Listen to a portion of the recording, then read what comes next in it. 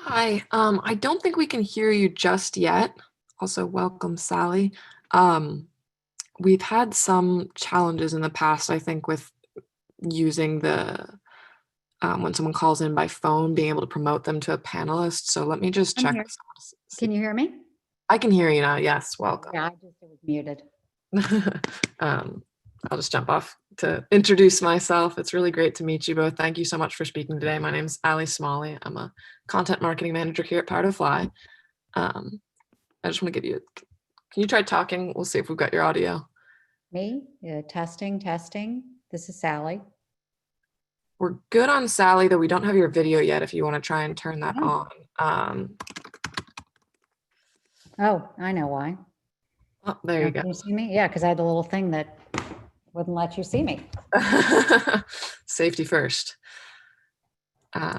So I think we are gonna, I don't know if you can hear us. And now it's not letting me chat with, yeah. Sorry, Lauren, I don't know if you want to, okay, you can hear us. Great. So I think there's going to be a challenge with the phone number, unfortunately, if that's how you're connected to audio. I don't know, Lauren, if you have any idea how to troubleshoot for that. Let me see. Jeannie, do you have another option when you click on audio on your control panel? If you click that little arrow next to the microphone, does it say built-in output or what does it say on the phone? Because I can see you just fine. I think if we were having audio issues, if we were having video issues, I would say it would be more of a problem. I think she's trying to change her audio to computer. Yeah. If you click that little arrow, oh, there we go. I see it. She's connecting. Can you hear us? Yeah, I just want to know. Yay, we can hear you now. Thank you for your patience with that. Sorry about that. My AirPods. Can you guys hear me? Yes. Hold on. Hello? We can hear you. Okay, let me hang up on the phone. You guys can hear me? Yes. Okay, excellent. Sally, nice to meet you. Likewise. Thank you for doing this. What fun. Yes. Well, it's so great to meet you both. Before we get started, I just wanted to quickly say we are technically streaming on YouTube right now, so that you're aware. Yeah, no one's watching yet, but just to get the tech set up, I wanted to make sure that you knew that and were aware. So don't say anything that you would regret.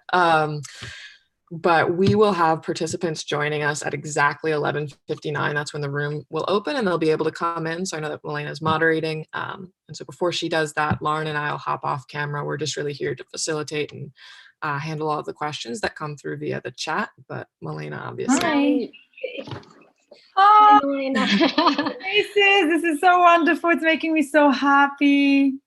Hello. See you. Likewise.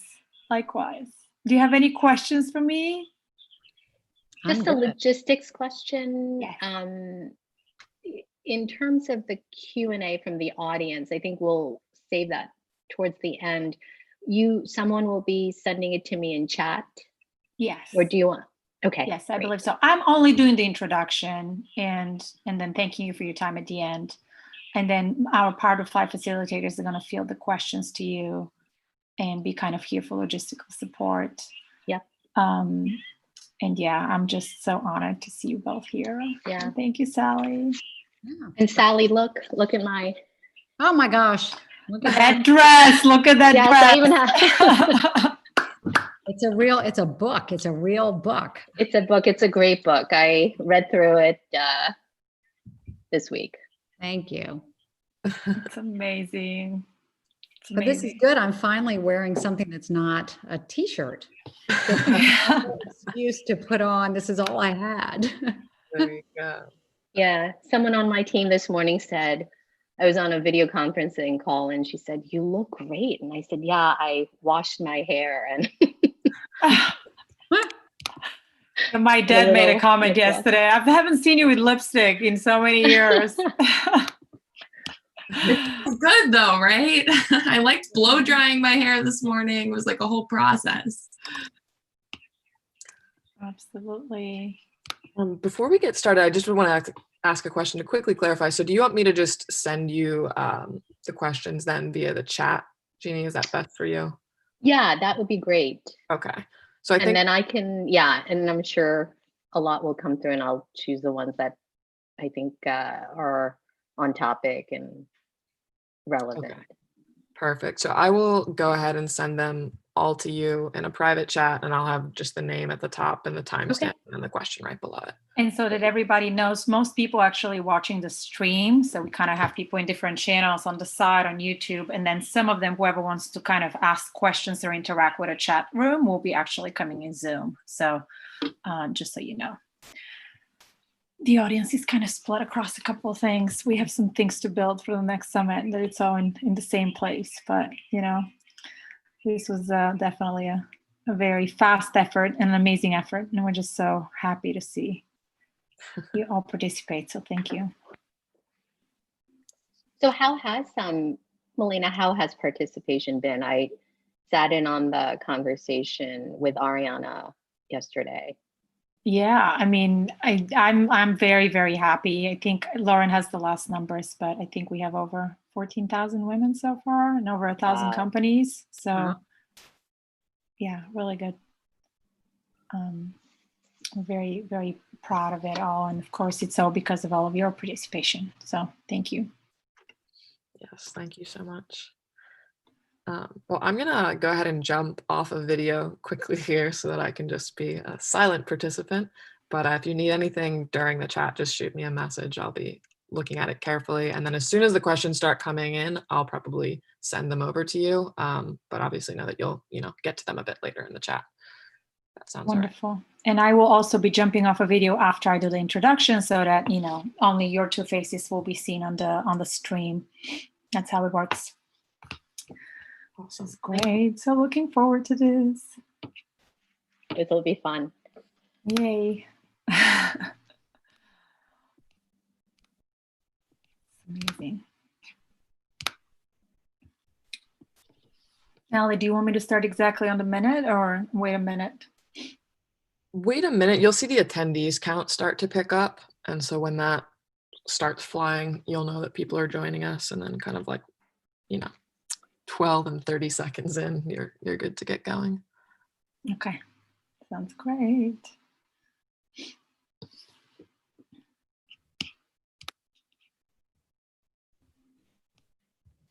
I always feel like if anybody joins a minute earlier, it's the awkward silence. So I like to keep talking, but perhaps I shouldn't. This is great. Yeah, because they can't even reach it right now. I need to silence the Slack. My daughter's fighting over chat message. So that was fun. Hi all.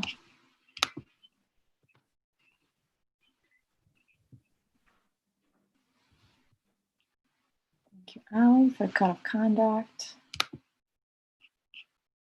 Great. Thank you for coming. Okay, it's 12 o'clock. I know some people are already joining us. We're going to wait just about a minute to give everybody time to log in. Of course, this is Diversity Reboot 2020, day 2 out of 4. So very exciting to have all of you joining us today. I'll take another minute for everybody to log in before I start really with my very, very short introduction of our amazing speakers. Welcome everybody for coming on. This is the new normal over Zoom. I can only imagine the sea of faces if this was done in person, but this is better anyway. We can be open to a much, much bigger audience and from all over the world as well. So excited to have this content be even more accessible than it would have been otherwise in person. Hi, everybody. Feel free to put your name, and where you work and where you're from in the chat box for those of you who are dialing through Zoom, and for everybody else who's joining us on the stream. Please enjoy today's conversation. So it's 12:01 and we like to run things on time here at Power to Fly. So I will start with my introduction. So welcome everybody to day 2 of Diversity Reboot 2020. I'm Milena Berry, the co-founder and CEO of Power to Fly. And just before I introduce our speakers, I wanted to take a second and remind us of our summit mission. We really created this amazing conversation with one thing in mind. The time is now. The time is now to build diverse and inclusive teams and rise stronger together. We've known since earlier this year that this year was going to be very interesting. And it started with COVID, it evolved into an economic crisis. And then, of course, we're experiencing 3 crises at the same time with racial inequality that's happening and it has always been happening, but it's now more elevated than ever. And so we really have an opportunity to rebuild the world the way it ought to be. And that's what this summit is all about starting this conversation, starting the work today, and then taking it back to our workplaces. We really need to all together do better. And so Diversity Reboot is meant to be a free virtual gathering of women, of course, allies, policymakers, business leaders, who understand that we need to walk the walk, not just talk the talk. And jobs and commitments from leaders are what we need today. So with all of that in mind, I'm so excited to feature Diversity Reboot 2020 keynote speaker, Sally Krawcheck, today. Welcome, Sally. I will always remember that Sally was literally the first keynote speaker to say yes to speak at our summit. And why am I so excited about it? Sally's done so many incredible things in her career. But one thing that always sticks in my mind is that while working at Wall Street, she was often the only woman in the room. And since then, she's been on a relentless mission to really help women reach their financial and professional goals. Her work at Elevest and Elevate Network really enables women to live better lives and unleashes a positive ripple effect for our families, our communities, and our economy. So Sally will talk to us about how we can emerge even stronger and more financially independent. And thank you, Sally, for being here today. I'll do a quick introduction of Jeannie Zhang as well. She's the head of Innovation Lab at E-Trade, and she's an amazing executive with proven track record of creating new businesses in digital and emerging technology. She has experience both in the technology and finance industries. In her current position, she works closely with startups, venture capitalists, and enterprises as the head of ventures and labs of E-Trade. Jeannie will lead the conversation with Sally today. Welcome, Sally, and welcome, Jeannie. Thank you. I'm so excited to be here, and really, Sally, honored for this opportunity. In fact, I have to start off by saying that when I was speaking about this event and the opportunity to interview you with our communications director, she said, Sally Krawcheck. She said, you know that Sally is the Beyonce of financial services. So I just want you to know there are some Beyonce Sally fans out there. I'm going to remember that for my whole life. Yes. Wouldn't have said that, but thank you. Yeah. So obviously the topic that we have here at hand of closing the gender wealth gap is something that you lived through, that you have studied, that you have actually put it as a mission for yourself. And just to frame the discussion, I thought it would be helpful to start with some basic definitions of understanding the difference between gender pay gap, gender wealth gap, and how does it really impact the lives of women today? Yeah. Jean, first of all, thank you so much for hosting me. Milena, thank you so much for inviting me. What she didn't mention is that, you know, she and I go back some number of years when I was trying to figure out what this next chapter of my career would be and how I could make the biggest impact in whatever time I've got on this earth. And so Milena was so helpful to me as I, you know, started to shift towards, geez, you know, maybe it would be better to help close this gender wealth gap, get more money in the hands of women, all this stuff that means so much to me as a startup, as opposed to where I'd spent my career at the big, bulky, established banks. So when Melina asked me, I'm pretty sure I returned the email within a few minutes. It was one of those, when you pop up, you just return it, because I'm really so supportive of what she is doing, and so happy to be here with all of you today. So to the question, first of all, my mission, my reason for being, what I'm up to is to get more money in the hands of women. And that is because I want all of you who are watching to have fuller, better lives, of course. And, today, the amount of money that men have versus women is the difference between leaving a job we don't like and having to stay in it, leaving a relationship that no longer works for us and having to stay in it, starting the business we're dreaming about or not, buying the home that we want or not. That gap means at its core that individuals will live, smaller lives. I would say as a society, we talk so much about the gender pay gap, and most of you on the call are likely familiar with it. If you're card-carrying feminists like Jean and me, that pay gap, which is celebrated on, Equal Pay Day and through the year, has been measured at 82 cents to a man's dollar. Now that's for a non-existent average woman. In fact, when you look at it, is of course much less for women of color, and it's been closing slowly, way too slowly. It's decades away from closing for white women, 100 plus years for Black women, 200 plus years for Latinx women. So, we don't make as much money as the guys do being out there in the workforce. But that's actually the good news.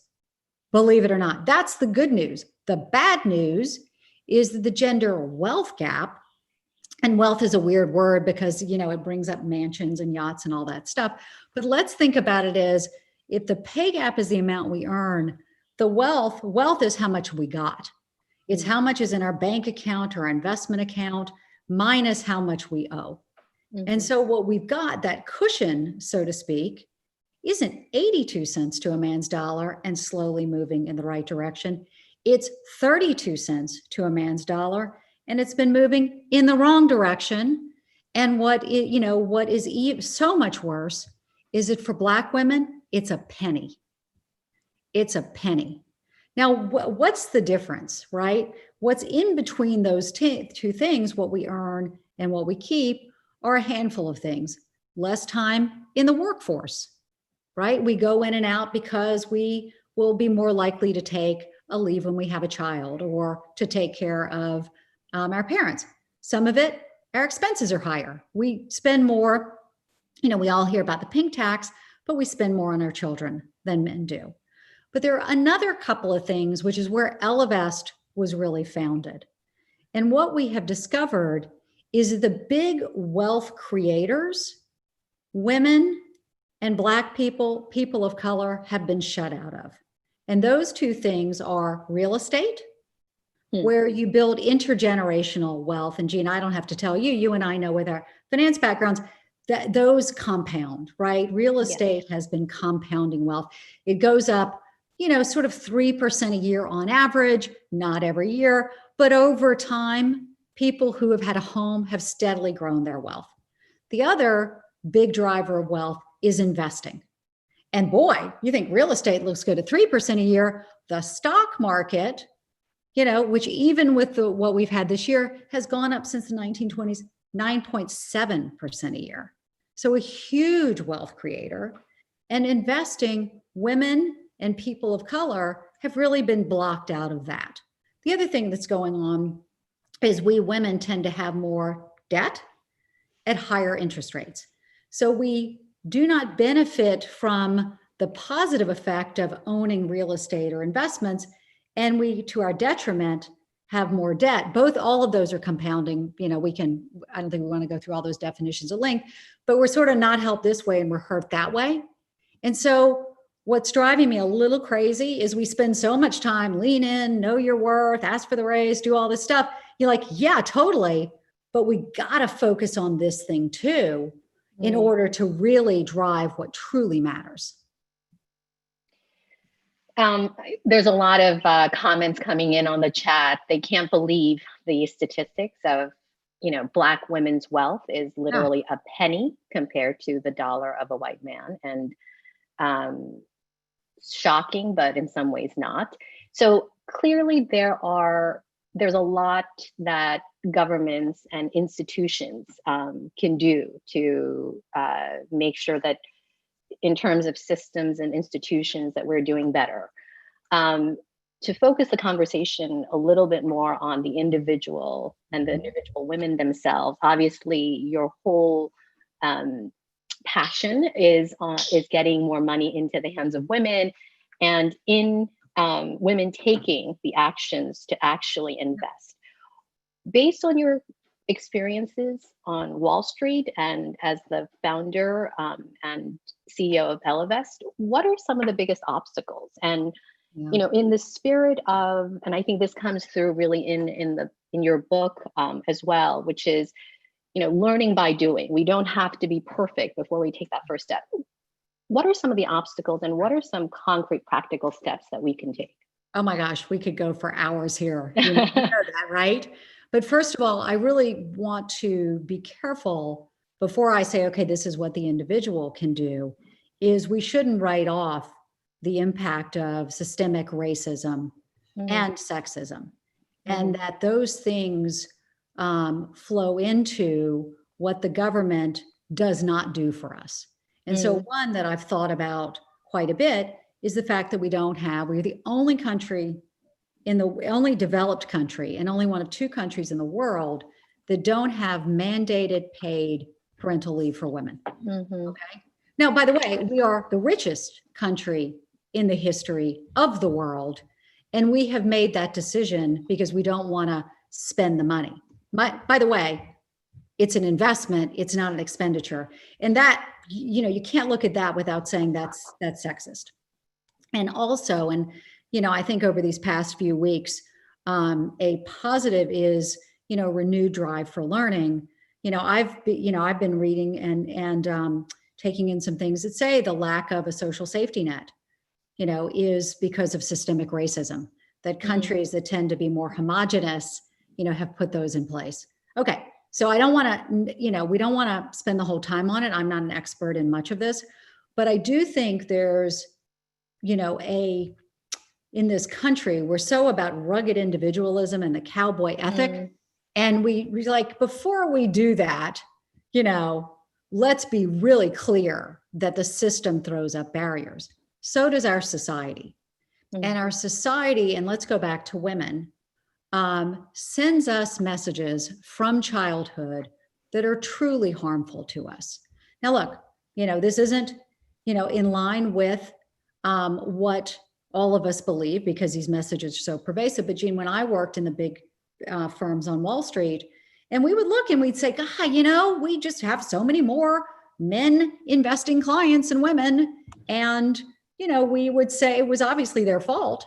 And we would say things like, well, they're so risk averse, right? Because of course we're perfect and men like us. So therefore it must be a woman's fault that she's not investing with us.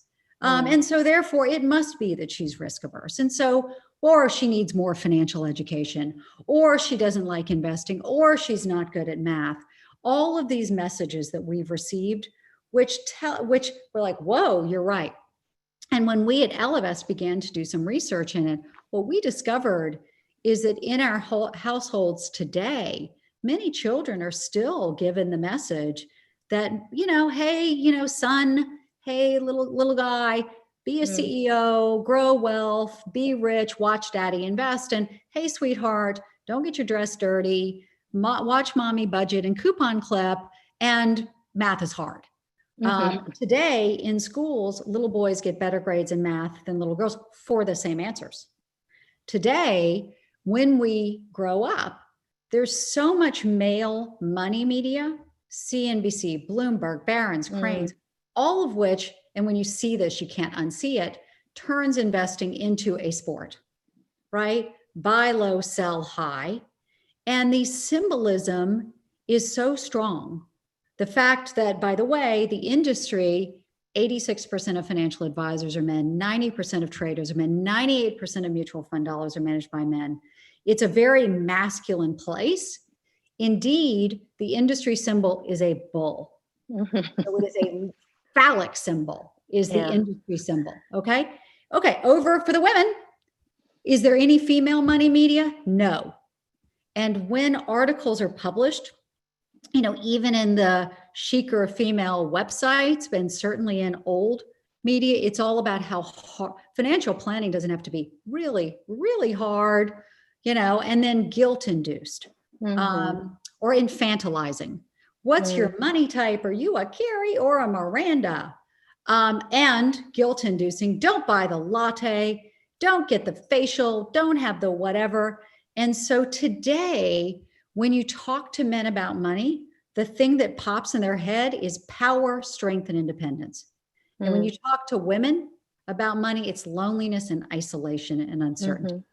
And so I love to say, and so we blame ourselves rather than saying, hey, maybe investing was made by men for men, rather than, hey, you know, it's my fault. And so we just have to be careful of those societal messages. So Ellevest was and you know this from your experience in the industry, there were a ton of initiatives to help women invest. Come have a Chardonnay, because that's what women like to drink. By the way, I do love to drink Chardonnay, and have a facial. I love a facial, but sort of, you know, and invest. And you sort of like, you feel like you're giving the dog a pill and you wrap it in the cheese. You know, and it's like, we have to patronize women in order for them to invest. Ellevest was the first that was actually built for women based on hard, concrete research about what motivates them to invest and what drives them away. Yes, and I love, because I've heard some of your other interviews where you talk about the persona of Elle, right? The user research that kind of created this persona. Can you describe her? Yeah. So Elle she has no single age. Everybody's all, well, how old is she? It's like the first question. No. Obviously, our users have an average age, but what really unites our L's is they have agency over their own money. That may be they're single, that may be they're married. They typically earned it. Some of them inherited it, but you know, we don't have a lot of, you know, Paris Hiltons in our place. You know, it's more, I made it, or my husband and I made it together. Maybe he passed away, and they're really killing it in their lives. They feel pretty confident. They want to live a big life. They're ready to go.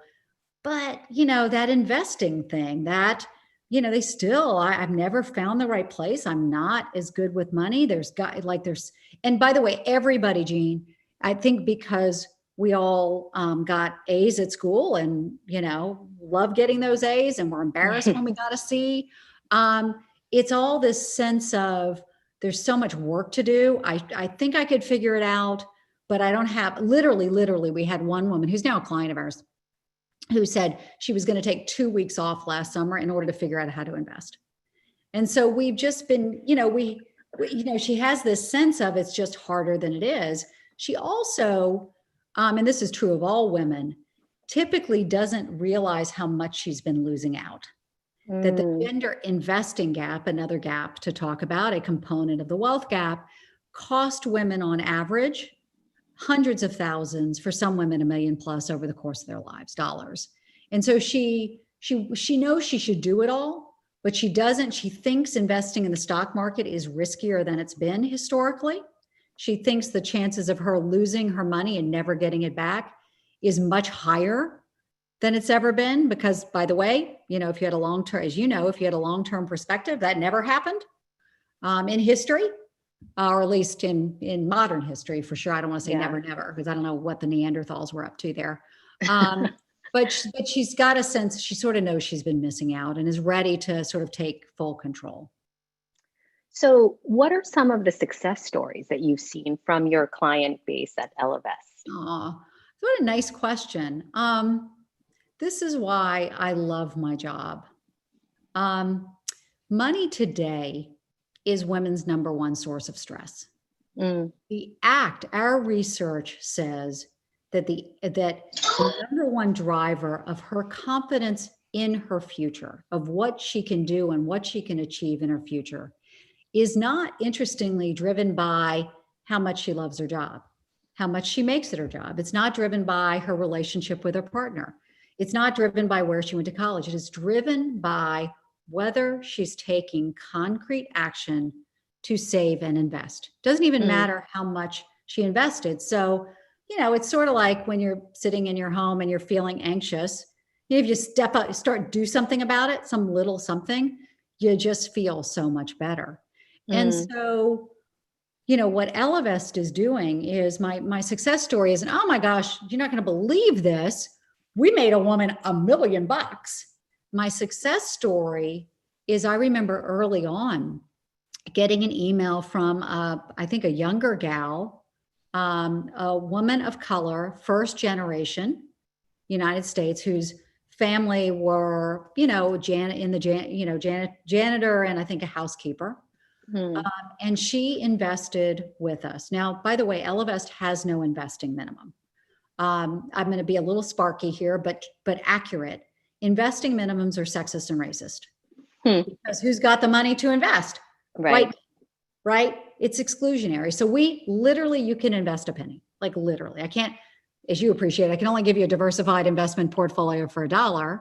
We don't do all the trading, right? The E-Trade stuff of the buy this stock and sell that stock, that is not who we are. That is not the way we invest. That is not, we have found how women want to invest. We put together diversified investment portfolios, low cost, get you to your goal, not about bragging at the cocktail party. It's about, can I afford the house I want in 5 years? Can I start the business I want in 3 years? Can I have the baby? Can I retire at the age of 68 and travel the world? That's what we're about, not, the other stuff. And this young gal emailed me and said that she had invested, opened her account and invested, I think it was $100. And she said, I actually get chills. I almost cry every time I tell this story. She said she ran around her apartment and screamed and cried because she felt like she was really on her way. The other thing is that remember when we used to get on airplanes and travel places like it was no big deal?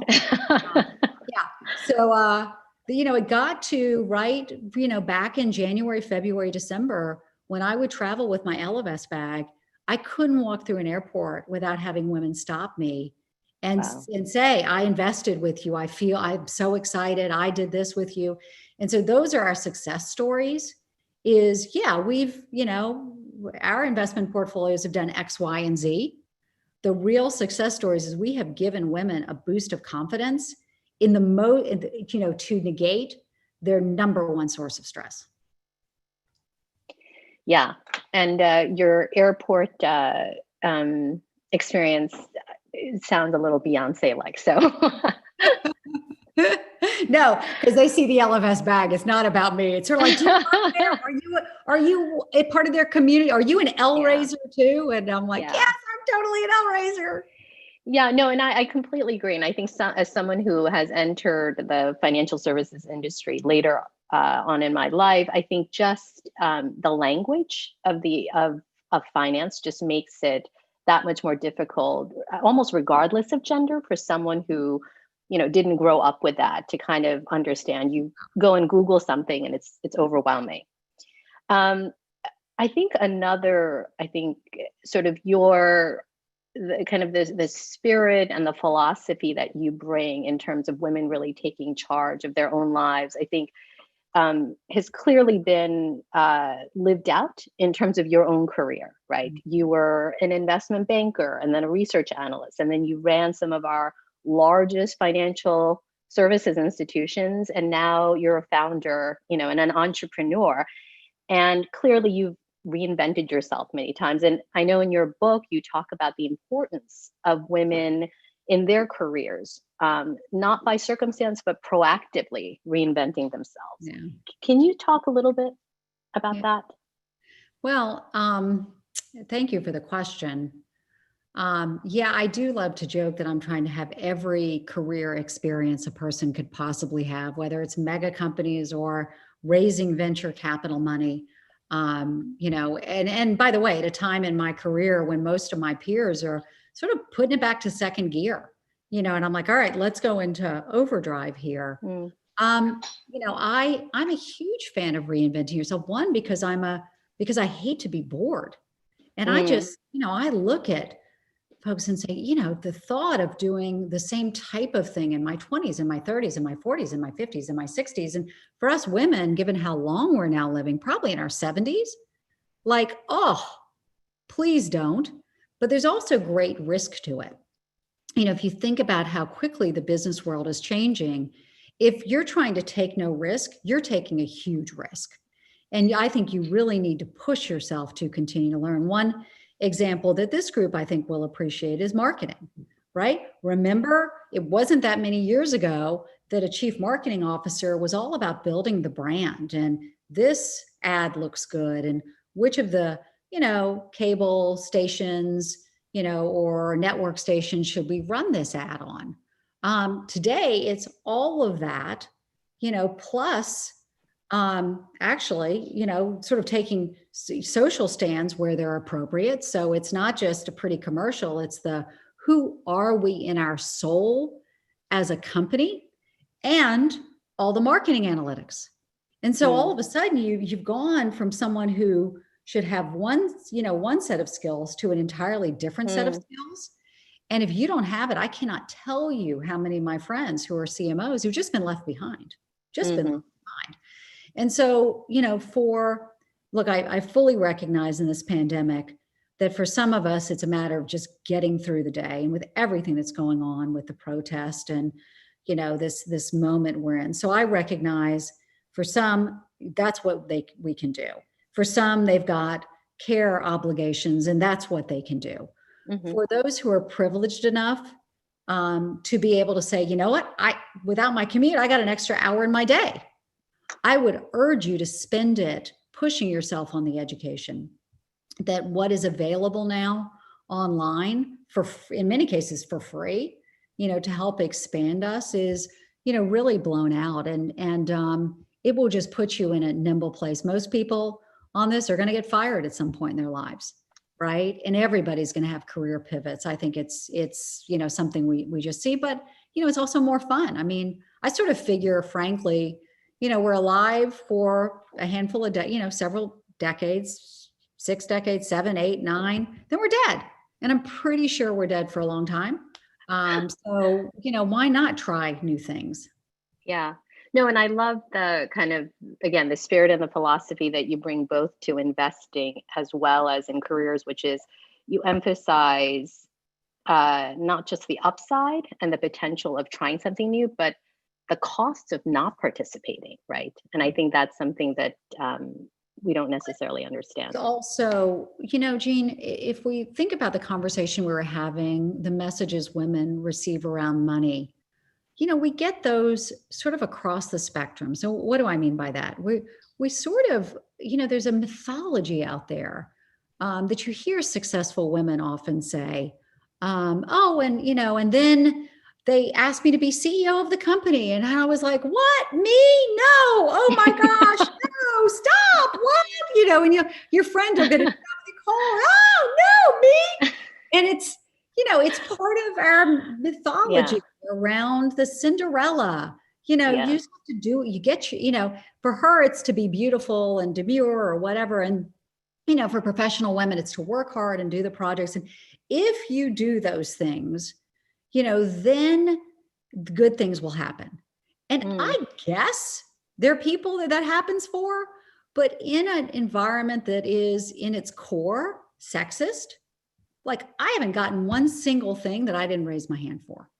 And I didn't get, nobody, I've had sponsors, I've had mentors, but if you are not fully owning your own career and your own career development and raising your hand for the next job or the board, right? And we all know the research that says, men raise their hand when they have very few qualifications for a new job. Women, have to have every last thing. And so just that sense of ownership, I think is the only way you can have a truly successful career, just given everybody's inherent, well-meaning, didn't mean to do it, doesn't mean they're a bad person, biases. And given sort of what you're doing now and what we talked about in terms of the reality of our systems today, including the large corporations, and they're trying to be better, right? But just that reality,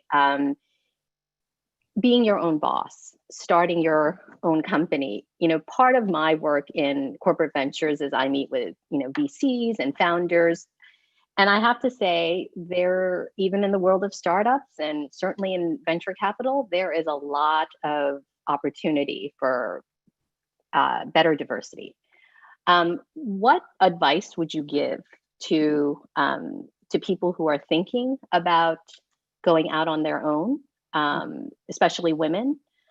And I'll follow up with the second part of that question. Look, this is hard because I want to be optimistic, go for it, girl. You go, girl, start your own thing. It's going to be the most amazing thing that's ever happened in your whole life.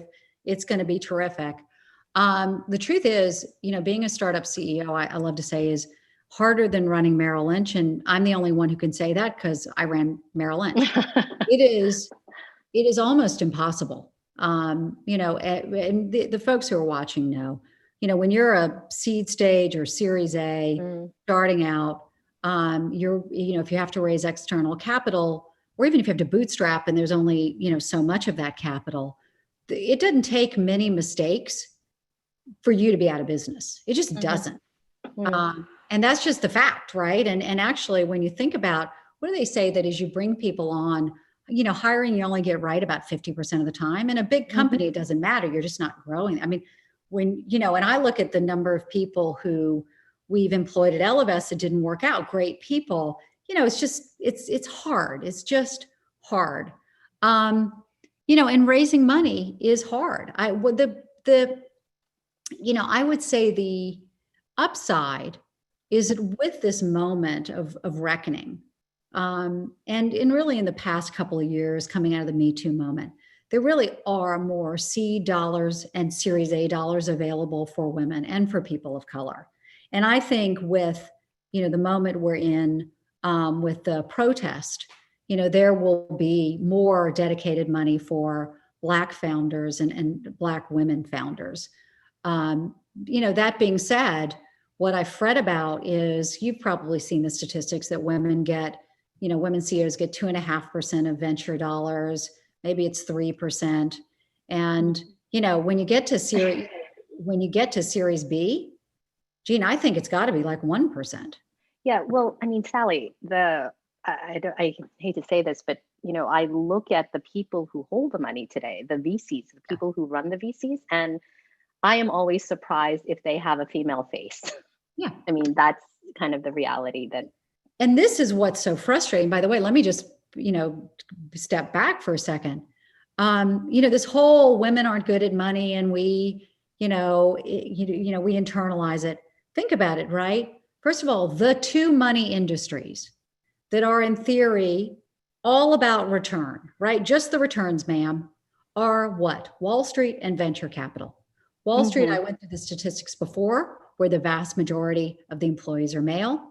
Even though research they put out shows that diversity leads to much higher returns. How is that possible? Venture capital, as you mentioned, something like 95% of the faces are male faces. Women get 2 to 5%. Startup CEOs get 2 to 5% of the VC dollars, despite the research, Jean, that you've probably seen, that women-run companies get better returns by the first round. It's a little dated, but they said 63%. How can this be? How can this be? And the reason is because, people read the research. I got the research, but, I'm now looking at hiring somebody and I got, Susie versus my Bob. And just, my intuition tells me that Bob, who reminds me so darn much of myself, is going to be better. And the next time I'll hire someone like Susie. And it's just comfort. So I hate to be depressing. I really do. because I want to be, sort of, you own your future. You just need to recognize that when you get into it, you're just held to a higher standard. There's just no way about it. And so therefore, I would encourage you, don't start a business if you think it's a good idea. You got to start a business when, like me with Elevest, it's a great idea. And look, the other thing I'm going to say as a side note, and I'll probably get myself in trouble. I'm just watching,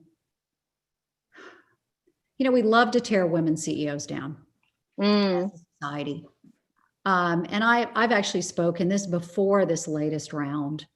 I've spoken to, name reporters, journalists, who some of whom have made their life around covering female CEOs.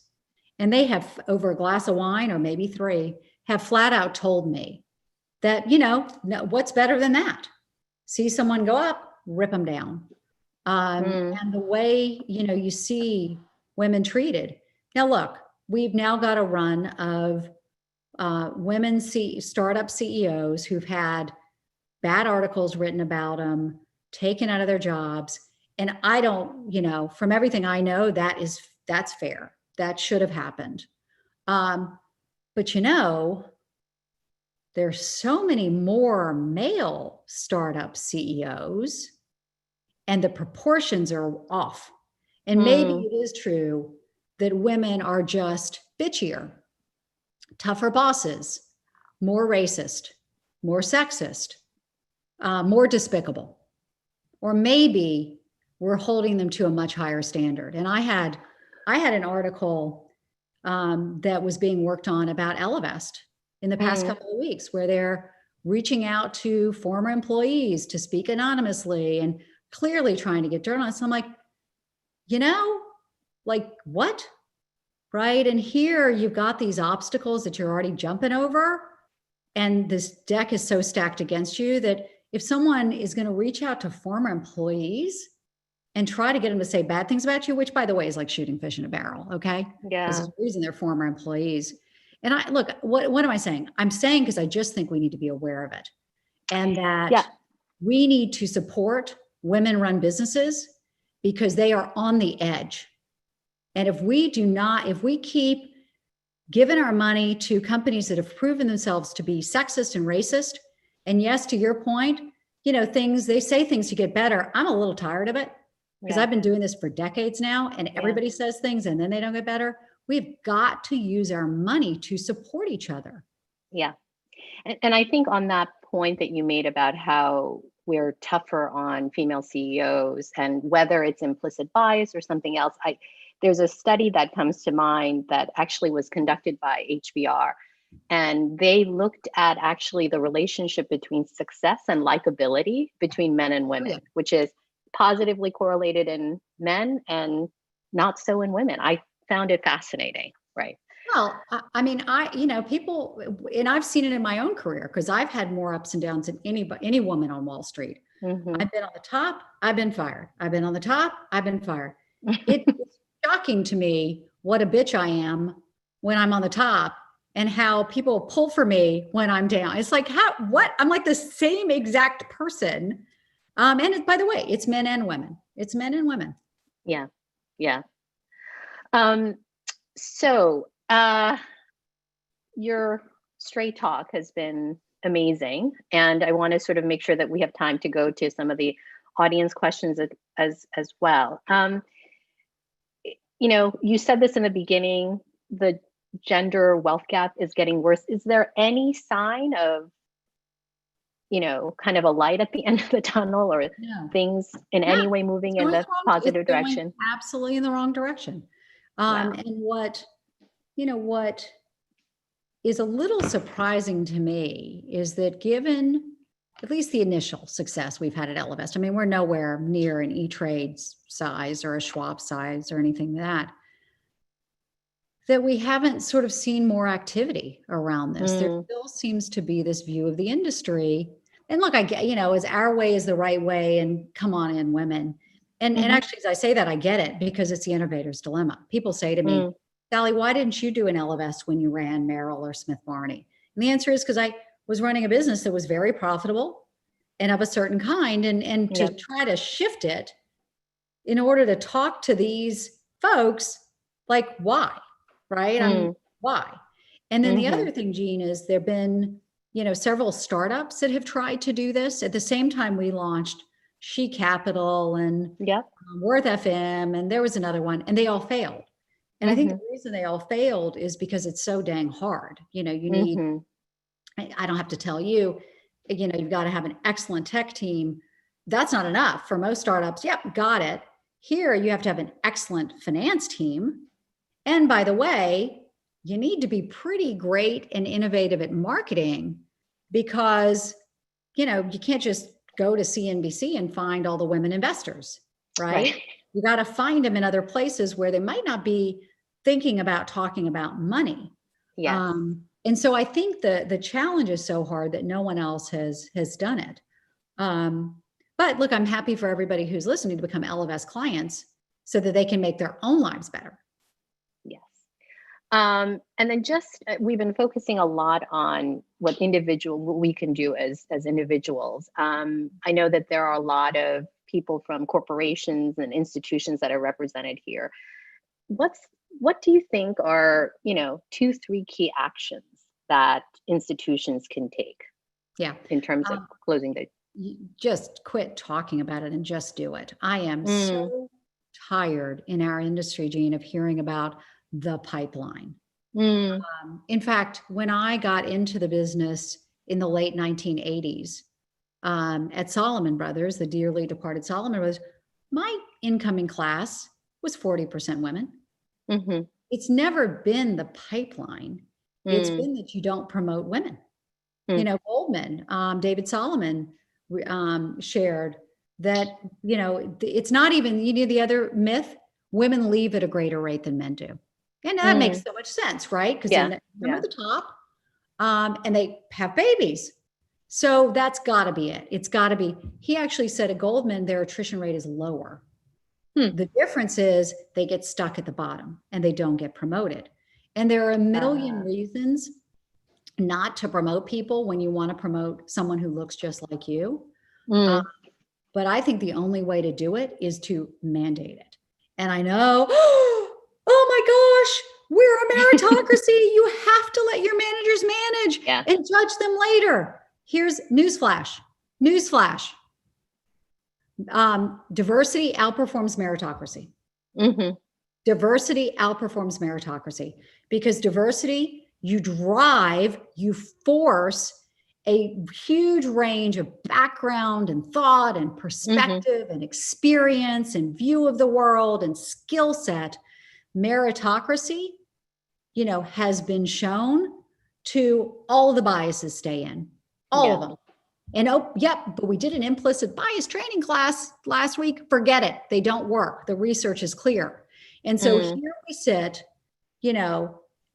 as, capitalism, where, hey, it's all about mom, apple pie, and meritocracy. Diversity outperforms it. So to my view, you can have your next training program. You can post on Instagram, that you support X or Y. You can put out a manifesto. But if you go back to your office and you're going to do one more cocktail party for your diversity group and you're going to make sure that slate is diverse, really for sure, you're not getting at the root problem, which is that we have proven that the systemic racism and the sexism that we have in our environment, which is, for so many people, it's implicit, it's not their fault. It's just going to keep us from moving forward. So, at LFS, I just mandate the damn thing. I'm just like, we at LFS, when you look at our employee base, we overrepresent underrepresented groups. We are today 75% women. We are close to 50% people of color. And by the way, these are true in our engineering and product teams as well, where we overrepresent. It's just who we are. No, I love the mandate. Love the mandate. So some questions that we've gotten from the audience here. We have a question from Ekta Naik, and she said, Given that the wealth gap is large, do you have any advice or ways to close it during the initial negotiation process or during promotion phases, Yeah. or just asking for a raise? Well, look, I think so here's this whole, how we've internalized that we're not good at money. And I talked about that earlier, which means we don't talk about it much. In fact, I would say as women, what our research shows is there's no amount of money we earn that we don't feel weird about. It's either, oh, I'm doing so well and my friends aren't, and that's makes me feel weird. Or I feel so guilty. I didn't really use my education the way I should have. I'm not earning as much as I should have. So I'd say the going in assumption is you're getting paid 80 cents to a man's dollar. That's a going in assumption, right? And so you should, first of all, I hope you work at a company that calculates and shares its gender and racial pay gaps. I hope you work at a company that has transparent salary bands where, as we do at Elevest, you understand, here's my band. I'm low on it because of this, or I'm high on it because of that, right? And that, you can certainly get bias within the band, but it's not I am all alone in a vast void of not understanding how much money I should make. So definitely go in, always ask. Nobody ever, to the best of my knowledge, I've never heard of anybody getting fired for asking for a raise. Nobody. And you learn where you stand, right? But the one thing I would say, again, as a society, we put so much attention on the pay gap, and closing it is hard because you got to be good at your job. Probably. You have to have a boss who is open, who has budget, is open to it, understands it, right? You got to get ready for the negotiation. You got to practice. I mean, there's like a whole thing. Investing, the investing gap, which costs some women as much as their pay gap does, at an Elevest takes 10 to 15 minutes. 10 to 15 minutes. You can do it yourself. You don't have to be good at your job to do it. Well, yeah, sure. If you make more money, you can invest more money. But even just investing a few percent out of every paycheck can have a meaningful difference. And you don't have to wait. You don't have to wait. Yeah. I think I have a potential client for you here. Actually, she's a friend of mine because I recognize the name from Lainey McNulty. She said she has 100,000 that she can put towards investing. She doesn't have the time right now with work, with kids, with social justice issues she's involved in. She wants to do research, and she has about a 10-year time horizon. Yeah. How did she get started? Well, she emails me at Sally, SALLIE, at elevest.com. And again, that's sort of that's the issue. This hurdle that has been put up for us is I don't have the time. Let me be clear.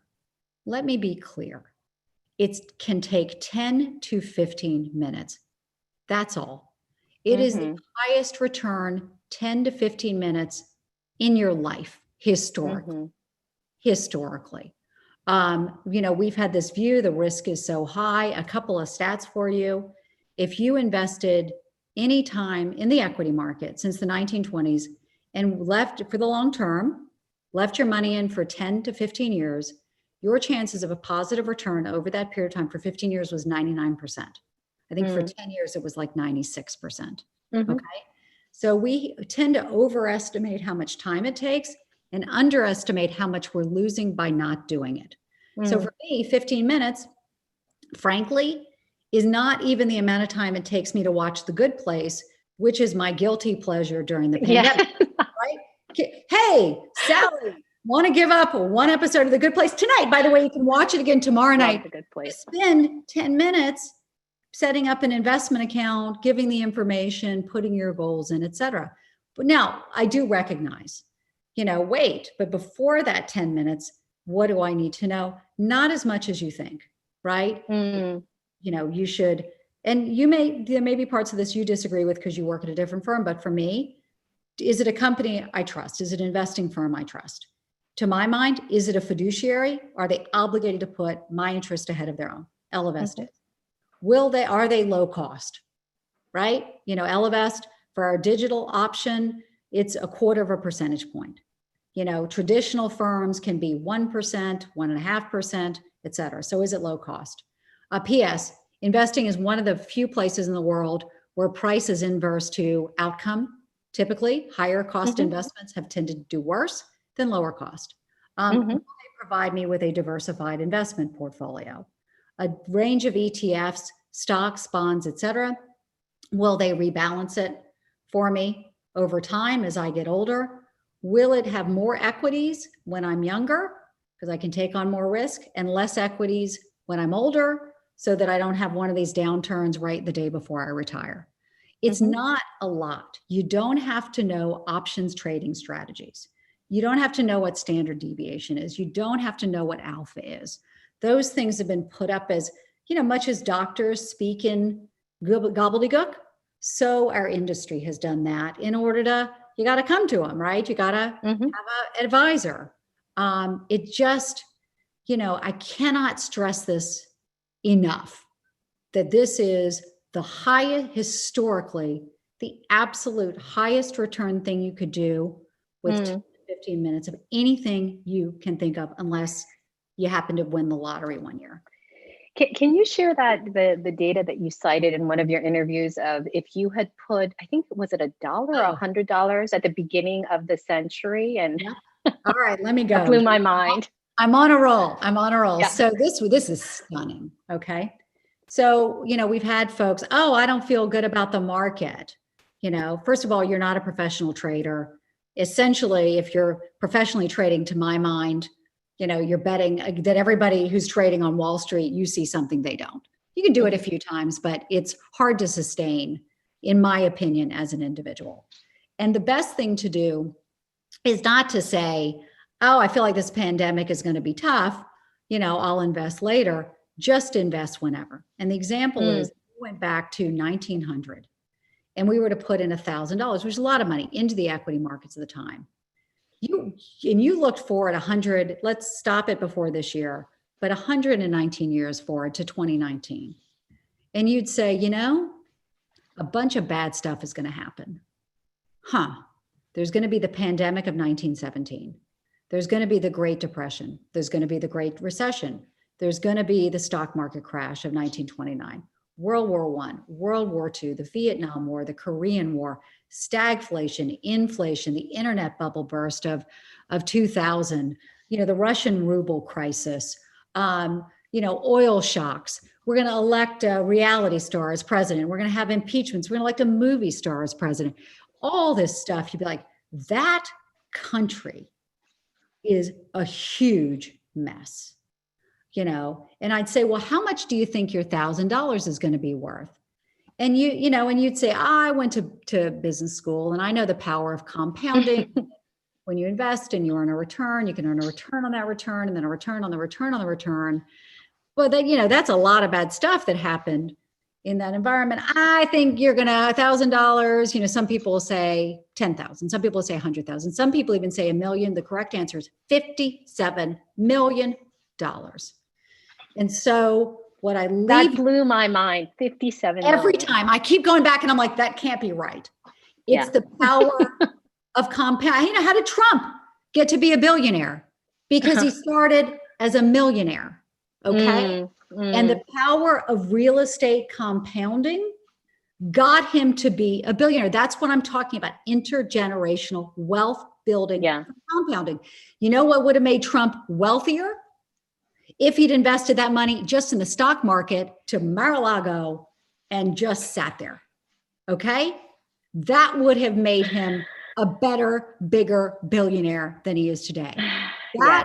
So there are a lot of problems with capitalism. A lot. We could sit here today as we see protests in our street and talk about the deep, deep unfairness in our society. Capitalism's problem has never been lack of growth. That even you see during this pandemic, and I don't know where the market is today or where it'll be tomorrow, or where it was yesterday, but that rebound is because the market looks through it and says, we will continue to grow. Maybe it won't be, this company, but it'll be this other company that will be founded that in a diversified investment portfolio I will invest in, and this one will fall away and this one will grow, because one thing we Americans know how to do is grow. And on that point about, individuals investing, we have a question from Siobhan Thompson. And I think this has to do with some of your research about women being more goal-oriented. But she wants to know, how do we as women know when we've hit the mark and that we've invested or saved enough? Come to You know, Elevest. is there a cap? Come to Elevest. So let's step back. Here's what I would do. You should, when you look at your take-home pay, think about it roughly as breaking down into 50% to your needs.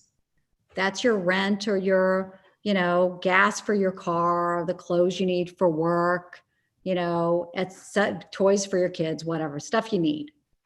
30%, probably surprisingly to you, should go to fun. Because who knows, right? We're learning. You can't. Fun, F-U-N. F-U-N, good time. You and me, wine bar after this. And 20% you should think about as going to support future you. There are a few ways you can do that.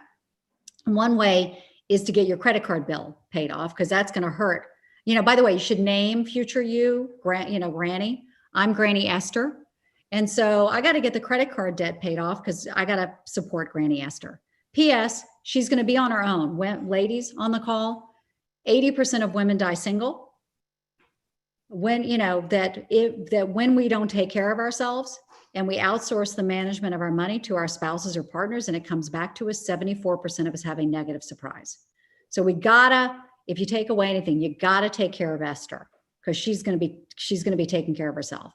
So that 20% is investing in your 401k, it's investing in your Elevest account. All right.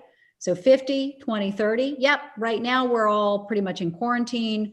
We're not spending the full 30. Great. Invest a little bit more. Put that to future you. Okay. The way you prioritize is that with that 20%, first thing you want to do is get your credit card debt paid off, or any high interest rate debt. Student loan debt below 5%, 4% can stay outstanding, pay the amount that's due, but it's high interest rate debt. The second thing you want to do is is build an emergency fund, 3 to 6 months of take home pay, FDIC insured bank account. Invest in your 401k, and then finally begin to invest. And in Elevest, one of the things we did is that we tell you when you invest for your home goal, for example, how much home can you afford based on your salary, where you are in your country, part of the country, how much do you need for retirement? And then we tell you if you're on or off track. So we can help, but you can also use that ratio, to say, all right, this is about right. Well, hold on. I can't put 20% to future me. I've totally got it. Take 1%, take it up to 2%. In a few months, take it to 3%. Just start where you are. The worst thing we can do is, I can't do this all, so I'll just do nothing. That's not a great idea. And remember, and I see Milena here about to kick me off stage, remember, it's not just about getting more money, which gives us more degrees of freedom in our life. Money's not everything, but it's pretty important, right? And remember, it helps to moderate society, get rid of these wealth disparities. So it's all this good stuff over here. But in addition, for us personally, it's the number one driver of our confidence in our future. So we're taking care of so many things when we as women take care of ourselves financially. Wow. And this is the moment where we have a mega virtual clapping party for Sally, because this is incredible. Thank you so much. And every time I listen to you, I learn something new. And I think the audience didn't stop chatting. I don't know. I was watching it. I know you had to focus on speaking today, but the feedback was incredible. We're going to just copy and paste it all and send it your way, because I just can't thank you enough. This was so great, so inspiring. And I have my whole team in the background as well, just talking about the Beyonce of you as well. So we just really are so honored to have had you here today. Thank you really for your time. And to everybody who's watching, we're going to be continuing with our program on the rest of the tracks. So we have 4 simultaneous tracks on inclusion, impact, future of work, and engineering. So the main track will pause for another 2 hours. We'll reconvene on the main track at 3 p.m. And please join us on the rest of the channels. Thank you, Sally. Thank you, Jeannie. And Thank we'll you. be talking again at 3 p.m. on the main track. See you soon. Bye.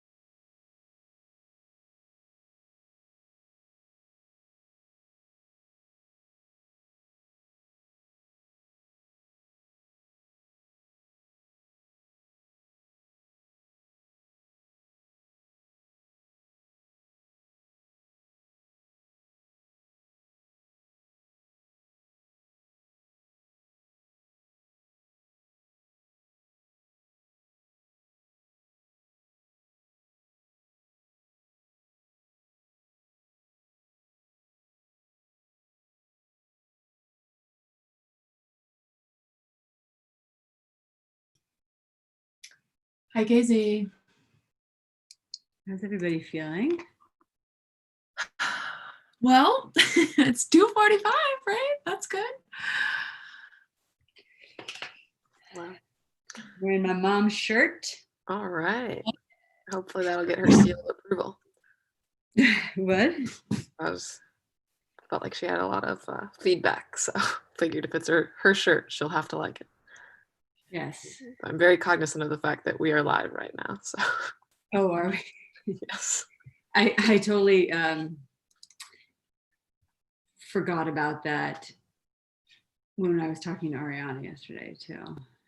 That was the best. She's so nice.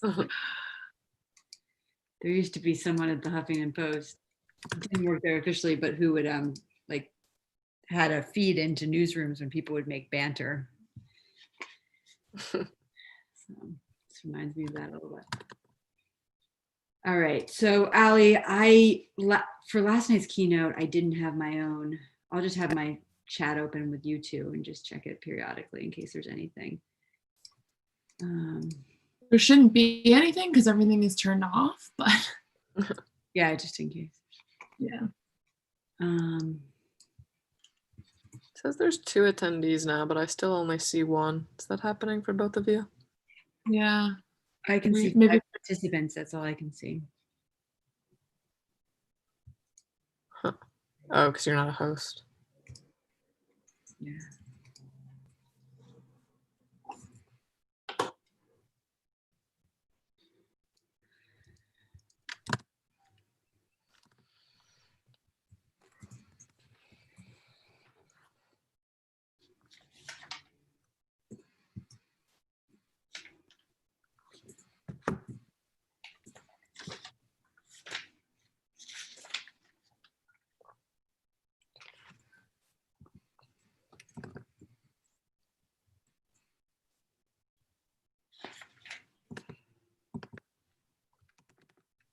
Nine seven eight 173.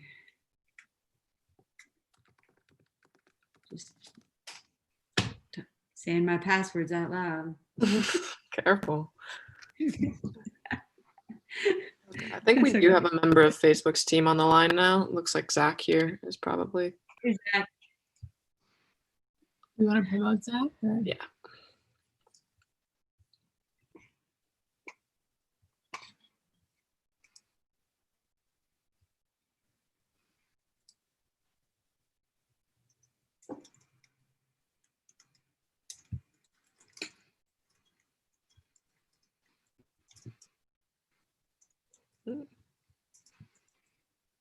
Next time, we're definitely going to have a social person do all this stuff.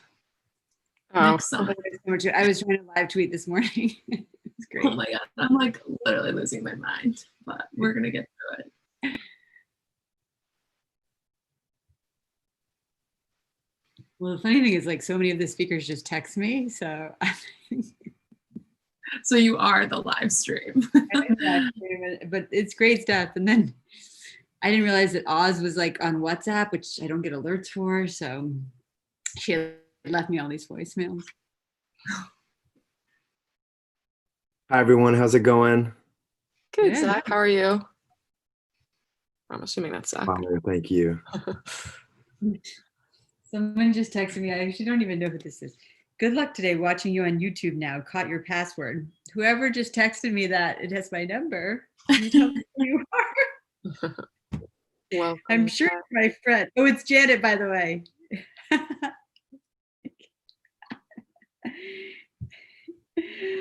That's great. Putting you in my phone.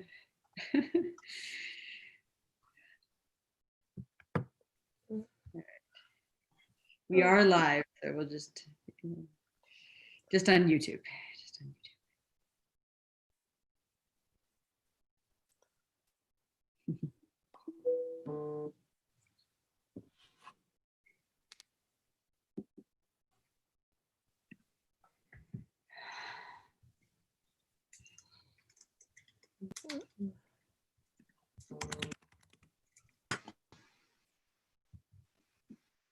Oh, looks like Maxine just joined us.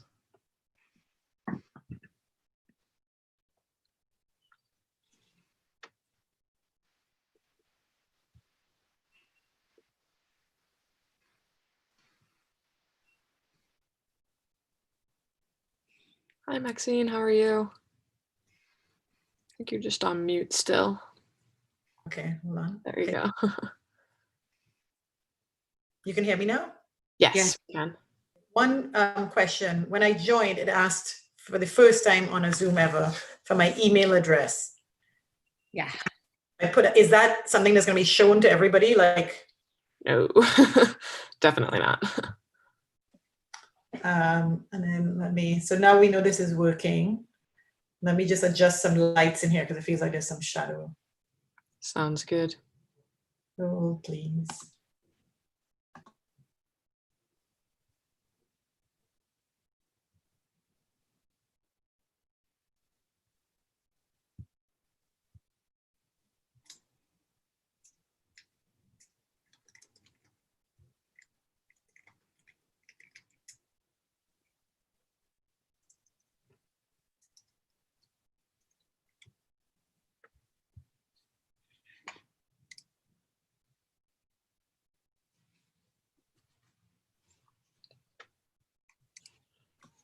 Does this look good to you all or does it look shadowy?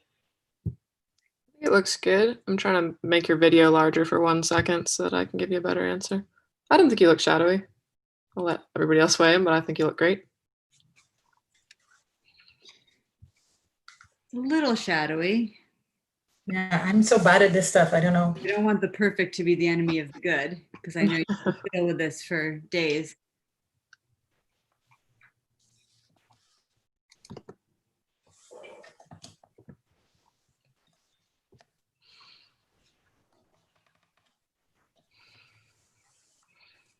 Maybe a little better. Yeah, that's a little better. You can see your face better.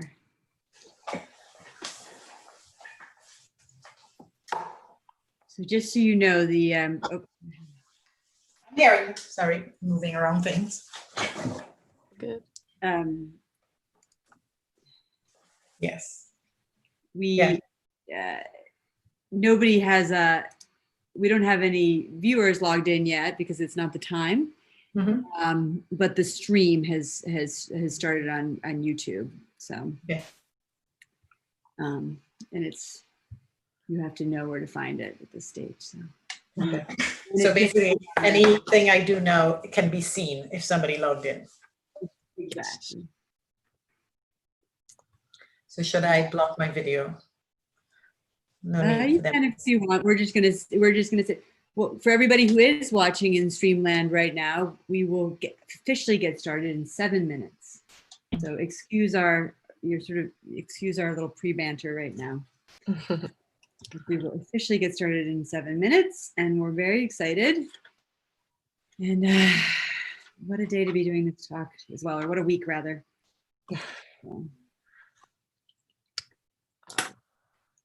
Okay, thank you so much for joining us, Maxine. I'm going to hop off video shortly, but just wanted to let you know that Lauren and I will both be here to jump in should any technical difficulties arise. Casey's going to handle the introduction. As she said, we're going to get started in just 6 minutes here, pretty much right at the dot at 3 is when people are going to be able to fill in the room. So until then, you know, it'll just be us here in the Zoom. I think Jen from your team is actually on the line right now, Maxine, as an attendee. So if I'll just say, Jen, if you need to say anything, feel free to, maybe I think it'll give you the option to put your hand up and we can make that happen. But otherwise, I'm going to go ahead and jump off video and just say thank you so much for joining us and really looking forward to the talk. Thank you. I'm gonna hop off. People, I think we'll just be quiet until 3 o'clock because everybody knows we're here, but we have the screen up and everybody knows this is happening. So. Yep, sounds good. Jump off my video too.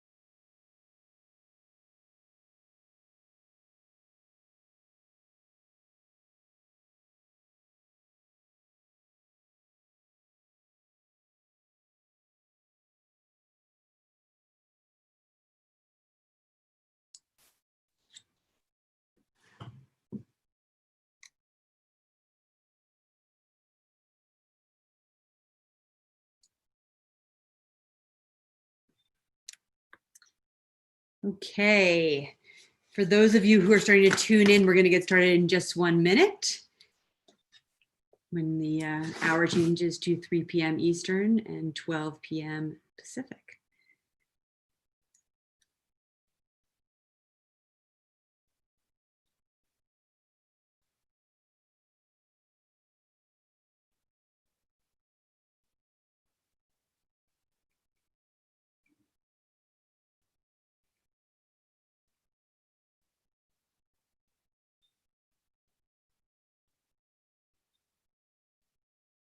Welcome.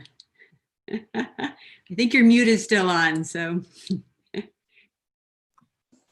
right. Hi, everybody. I can see this room is filling up very, very fast. I am Catherine Zaleski, co-founder, president of Power to Fly, joined here today by Maxine Williams, the Global Chief Diversity Officer at Facebook. Before I introduce Maxine with a longer introduction, I'm going to go over some very quick housekeeping notes. So a lot of you are here getting SHRM credits. If you need to access your SHRM credit ID for this talk, you can see that it's up there in the corner of this slide. This conversation will be a chat between me and Maxine. We do have some pre-submitted questions from our community that we're going to go into towards the end. So I'm very excited to get into those as well. And finally, I want to start off the talk today by thanking everybody for being here. It's thanking Maxine for being here. It's a very historic week with the Supreme Court decision. And obviously a lot of things are changing across the United States in terms of police reform and other racial justice movements that are finally starting to make an impact. Not enough, but we're seeing movement. So it's fantastic to be able to talk to you today and have this conversation. I want to start out by understanding your journey a little bit more. I interviewed you about 3 years ago when I think you were 4 years into your tenure at Facebook. Now it's been 7 years. It's a young company, but 7 years. So 7 years is you've seen a lot of change, which is fantastic. So I would love, tell me a little bit more about your own journey and how you got to Facebook. Well, thank you very much, first of all, for having me and for inviting me into the Power community. It is a pleasure to be connected to people who are also in this work. It can be work that is hard and often lonely. So any moment to connect and support and share with each other is one that I really value. Thank you. My journey is, I guess, an interesting one, and one that makes it clear that being in diversity was probably something that I was bound to do, because it is a journey which has had many different elements to it. There was never any one track or one road that I was on. If I, looking back and connecting the dots, the word justice comes to mind. I was always doing something which was with that end, thinking about how we bring more opportunity to more people, equality, equity, fairness. Those are always things that I was sort of in pursuit of, but in different forms. So as you could probably tell by my accent, I am an immigrant to the United States. I was born and grew up in Trinidad and Tobago, and moved here, at various times for different reasons, but I've also lived in different countries around the world. And professionally, as I say, it's interesting, I'm trained as a lawyer. And what I did mostly when I practiced law was represent trade unions. So, teachers, workers in oil fields, workers in banks, like a whole variety of issues, but all from the worker perspective. But then I also did other work that represented state entities, environmental protection agencies. So it was a mixed bag, but predominantly in the industrial court, representing workers through unions. I also ran a human rights organization for a couple of years, which was multi-country. It was a network, and again, looked at a range of different issues, from indigenous land issues to people with disabilities, prison reform, working to help abolish the death penalty, when you go under the human rights banner, there's so many different elements to that as well. So I did that for a while, and then got into D&I, where I did that squarely for 7 years before coming to Facebook, where I have now been for another 7 years. Wow. So I've been really in this D&I, but leveraging what I learned in all these different places and all these different countries throughout my time before coming on this journey, and then putting it into this corporate context, really, right? Which merges the private with the public. Mm-hmm. So this has also been an interesting journey as well. But for the biggest, most diverse community in the world. So Right. the background is obviously very critical. By the way, in my excitement of introducing you, I forgot to thank Facebook for also supporting this conference as well. So there's been some incredible conversations that have been had here around racial justice within workplaces and beyond. And so to have you, who represents such a huge community here, is really fascinating. I want to that point around D&I and diversity. I've heard you speak in the past around definitions of diversity when you're dealing with such a massive community. Can you speak to that definition that's at Facebook, what you've implemented there, or what you've defined there, rather? Yeah, look, I think obviously there are many different definitions you can use, right? Mm-hmm. What we are focused on is what is the objective? Because I think people can often get stuck and unfortunately think that you are doing something for the sake of doing it, when we are doing this with a goal, with a purpose. And the end goal for us as a company is to build better products, to make better decisions, to serve the people who use our services, our platforms, to serve them in a better way, recognizing that they are such an incredibly diverse community, right? You can't serve 3 billion people and not have just such incredible diversity. So what we are trying to achieve through having a more diverse workforce is the ability to have more perspectives, different perspectives, to build better products, to solve complex problems. We know from the research that if you have people who think differently, if you have cognitive diversity on teams, they will be better placed to solve difficult problems. And certainly when you have problems at this scale touching so many people, they're all difficult problems. So the more diversity we have, the better we are at solving those problems. So if your goal is to get to the cognitive diversity, how you sort of back into that is practically through trying to increase representation of people who have had different experiences, who come from different backgrounds, different identities. All of it matters. All of it matters in increasing the cognitive diversity, but you focus, for instance, in your recruiting efforts, in your recruiting strategies, we would focus on certain groups where we have the data and where we know that increasing diversity in those groups would help us to contribute to our cognitive diversity. In inclusion, you can do it on every spectrum, everywhere, every characteristic, because what you're looking for in inclusion is to have an environment that can support all difference, right? So even the strategies you use around recruitment are somewhat different, or I should say the groups you can engage. We don't have all the data on every way in which someone is different from another person. For inclusion, we have data in certain categories that can help us focus our recruitment efforts, but all of it ladders up to trying to increase the cognitive diversity of our teams. And thank you for explaining that.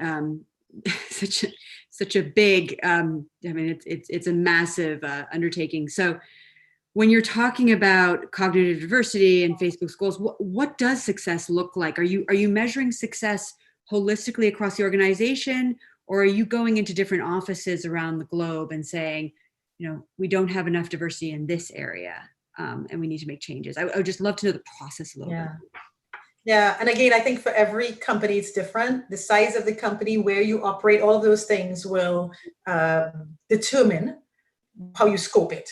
So for us, what is success? It's more. It's having more diversity and more inclusion, right? And what you can measure, as I was saying before, what you can measure is representation in certain categories. Knowing from the research that if we increase our representation, we're going to get more cognitive diversity. Even what you can measure varies by country. So in the United States, we can have a good measure on race, ethnicity, gender, veteran status, and disability status. Mhm. There are many countries where we might only have gender. Right. And then you would have to build on the recruiting side, because again, on inclusion, you can build for all. But on the recruiting side, because that is sort of limited by, well, what groups would you partner with? What is known to you, right? When somebody is applying, we have chosen to institute a diverse slate approach strategy for increasing our representation, the part of it which is around hiring, which means that we've set the expectation that there be a diverse slate of people who are qualified for this job, that we're interviewing for this job, right? You need to give people the opportunity to compete for the jobs if you're going to have the opportunity to hire a more diverse set of people. But what we know in that space will vary depending on the country that we're in, depending on what other metrics are held or gathered or collected, right? There are some countries where we'd have disability. There's some countries where we would have veteran status information. So again, depending on the size of your company, depending on your resources, I think you'll see a different set of complexity, a different approach. For us, we would do an all up and then we would do specific, depending on country org, because you're also not just looking at how many people are in the population. Right. You're also looking at how many people are in these particular segments or are in this particular field. So it's all very, you can keep going to as granular level as you can imagine. And I think for every company, you have to sort of see what are the resources. We we deliberately built out quite a robust diversity and inclusion team, along with a very robust people analytics team. And that is very key for us. Our people analytics team now rolls very deep. Yes. And yes. and it is made up of people who are race experts, bias experts, psychologists, social psychologists, data scientists, and statisticians. And so we can really dig in to what would be market availability, to even have a look at, well, how off are we in terms of representation? But we can also apply those skills in the data science and the people analytics field to our inclusion metrics as well. So what success looks like is a more diverse population in a healthier, more inclusive environment that is fair for all, where we can give everybody the opportunity to produce and to perform at their potential, right? Where we've reduced the amount of bias that would discount performance by some and give, sort of credit to others. We know of things like performance attribution bias, where certain people come in there with an assumption that they'll be successful. That's a thing of society that we see in many workplaces. And we're looking for those things. We're deliberately looking for them and trying to build a more fair systems to reduce, if we can't eliminate, the occurrence of those things. Yeah, performance attribution bias. That's very, very interesting. It's where we see generosity to certain groups of people who tend to be in the more powerful categories in a society. Yes. I want to take it a little step back too, and just, you talked about very, very ambitious structures and organizational goals. Can you tell us a little bit about your day-to-day and how you get all this done?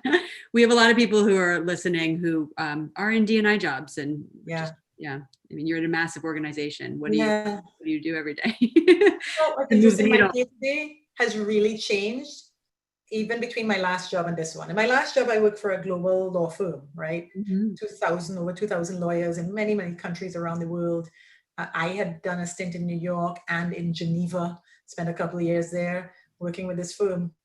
And only now, while I'm at Facebook, do I understand how very different it is when your scale is at the scale we are. So what that means for the day-to-day is that I think, before, my day-to-day could be very focused on what I planned. I could set goals, I have a project, this is a thing I want to roll out, I want to deliver this, and I can, that's what I know when I get up in the morning, that my goal is to push that a little bit further, to do more in that space. My day-to-day now is far less predictable. because of the impact that our products have on the world, because we tend to be so connected to people's expression, because voice is so critical, and because people's experiences are now, and even more so now, being represented through our products and our platforms. And it's a vehicle for so much that, you know, what's going on in the world has a much more immediate impact on what I'm focused on. Because in my role as Chief Diversity Officer, I'm both trying to support the diverse community of people who use our products, but really importantly, the diverse community of people who are building our products, who are writing our policies, who are supporting all of our initiatives, the people who work at Facebook. And those people are in many countries around the world. Those people are members of the very society. So it is a really hard time, for instance, right now, when we look at what is going on in America with the visualization of brutality. If you are somebody in the Black population and you work for Facebook, you are a human being. If you are somebody who is in the Black population who works for Facebook, who lives in America, you are a Black person living in America who is facing so much of what we are now seeing. And that creates a burden that is so hard to describe. But in my role, right, I may wake up one morning and there's been another killing. And that means that things have to shift, in that what I need to focus on that day is how am I supporting the people who work here. So it's, you know, it's more unpredictable. Yeah. We try, thankfully, we again have invested in quite a robust, it's the biggest D&I team I certainly have ever worked on. And, you know, as I hire people, I know that many come saying it's usually them alone, or it's them and one other person. You know, that would be a typical team. You know, if you had 5 people, you'd think you were balling. We have a team of about 30 people. 38? About 30 people, but that's just the D&I. Remember, we work closely with an even bigger team of people, analytics people, the L&D, people growth. And so what it does allow us to do is, even if we have to shift focus at moments, depending on what's going on in the world, we can still keep, you know, as much on track as possible, recognizing that even the people on my team are often people from underrepresented groups who are impacted by what's going on in society. But we can generally have continued focus on pushing forward on our strategies and allow some space for responding to, you know, what's going on and when we need to reprioritize, pivot, shift a bit. So I think the answer is it depends what my day is like. I have plans. Sometimes those plans have to shift, but it's always in the interest of more inclusion. Yeah, definitely. I think some of the talent leaders, the D&I leaders who are at major companies would like to hear some advice too on how you keep everybody focused when you have so much public scrutiny. You touched on it, but you know, you said that there are people at Facebook who are living this experience right now, very personally affected by it, and so yeah, strong and focused right now. Yeah, look, it's not always easy. As I said, like, we're human beings too, right? So sometimes it's literally giving people space to be, having grace with that. We do a lot of that. But generally, what I can say is it's because we're a mission-driven company that people keep coming back to the core. When you're on the inside, you know, we receive so many signals and direct messages of the good that our products do in the world. The ability to showcase even the bad is a benefit. You know, we know, for instance, that a lot of the injustice that has been highlighted has literally been shown on our platforms, right?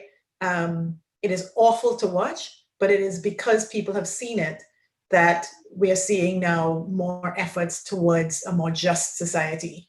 And so I think everybody who chooses this work and chooses to do it at Facebook, you're sort of, it's a crew of people who quite deeply believe in the power of what we're doing, in the good that it can bring. And that's where people go to, even when it's hard, to sort of reground themselves and commit to continuing the work. But as human beings, I would never pretend that it's, every day, all day, we're like, because it's hard. It's hard. But at the core, we just believe that what we're doing has so many benefits to society. And that's why we want to do it as well as we can. That's why we commit, right, to learning more, to doing better. That even when we do things, even when we slip, we keep recommitting because we believe in the power of what we can deliver. Definitely. But you have to remind yourself of it sometimes because it can be hard. Right. And thank you for showing up and being here and that speaks volumes as well. So I also often think that, you have to keep doing the work you're doing. You are this global community. You, as you said, you are the place where the videos are posted and the work needs to continue. So it's quite exceptional.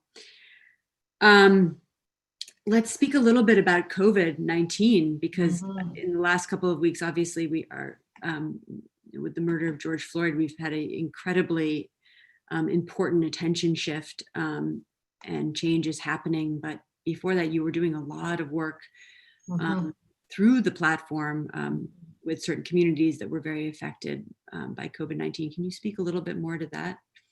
Yeah, and we're still doing the COVID work, right? Yes. I mean, this is going back to your question of what's your typical day like? Yes. Nobody knew that the home team horror of racism would come along and knock COVID off of the front pages.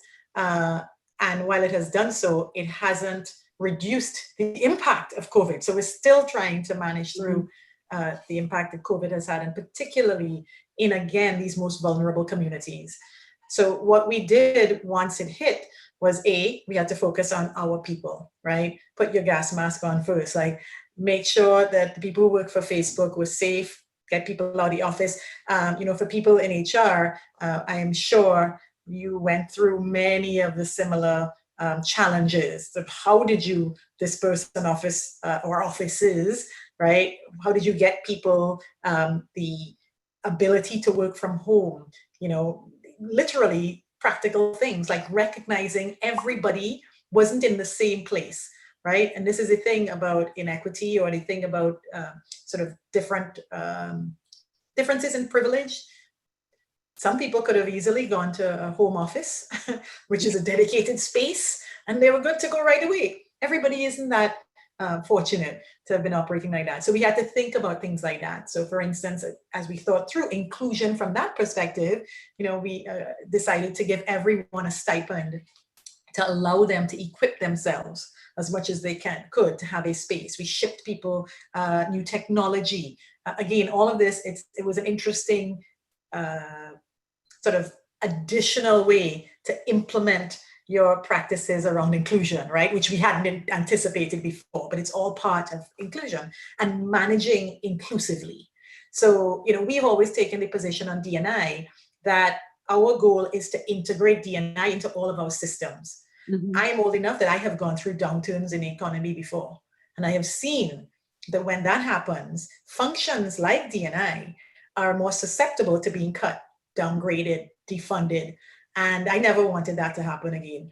And so the approach we've taken from the beginning is to integrate D&I into everything, to have our resources be spent, for instance, building the capability of everybody in HR to be more focused, working with the teams who run our performance management systems to make sure that inclusion was built in to what we do. And by the way, this is a journey. So I'm not saying like mission accomplished, it's the work we continue to do every day. But when COVID hit, it brought new challenges too. So we had to navigate through those. How are we taking care of our people?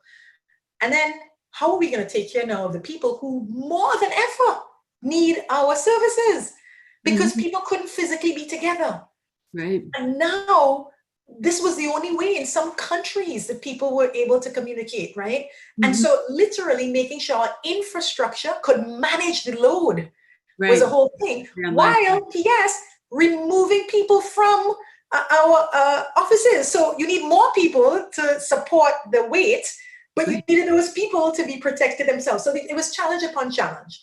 Yeah. And then as we began to see how the disease, how this virus was hitting certain populations, that then made us also focus on what could we uniquely do to help. And we essentially pivoted everything in the company towards COVID efforts. We thought about small businesses and how they would be impacted. 42% of small businesses in this country are women owned and 37% are minority owned. We knew those were also likely to be the businesses that had the hardest time to get access to capital. They were going to be most impacted by childcare needs, and they were going to be in industries hardest hit, like hospitality, right? So with all of the whammies happening, we felt we had to go in there and try to help where we could. So we announced a $100 million global grant for small and medium businesses, with 50% of that money going to US and 50% of that going specifically to minority-owned, women-owned businesses, veteran-owned businesses, the ones we knew that would be even more impacted than others. That's an example of one of the things we did. So we're making our own systems, our platforms work for the people. And then on top of that, we built a COVID information hub with reliable information, because we could see that that was making a big difference, literally life or death, whether people had the right information. There were awful, memes and misinformation going around about who could and couldn't get the disease. I'm a member of the Black community, and how it hurt me to hear people saying in the beginning, Black people had some gene, something that was preventing us, when in fact, we were dying at higher rates, infected at higher rates. Getting credible information was so important. So we built this COVID information center. But then connecting through sources and people who people trusted mattered. So we had a partnership with Univision. We had a partnership with BET to make sure we were getting the information through the sources people would listen to as well, from experts. We did, relief funds. We helped news outlets. And again, looking as well at, which were African-American owned, which were Latino, where could we help those who needed the most help? So there were a number of efforts we did when, as I said, the impact of COVID began to be quite clear. Efforts that continue because it hasn't gone away. Right. Because racism has come along to, kick it out of the spotlight, because racism was always there too. So we just now have, parallel tragedies that we are trying to get through.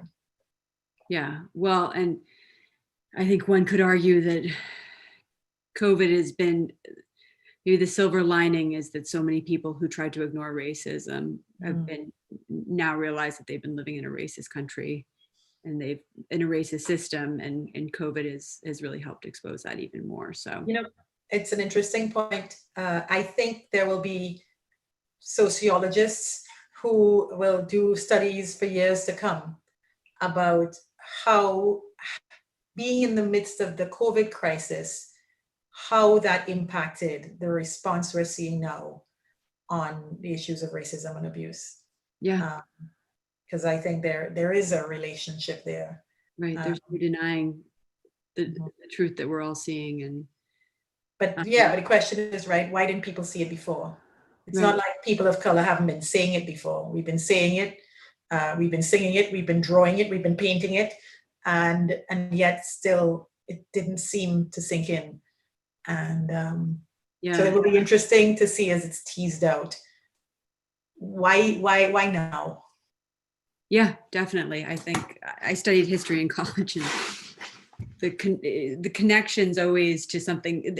History is never on its own, so I think there'll be a lot written about this. I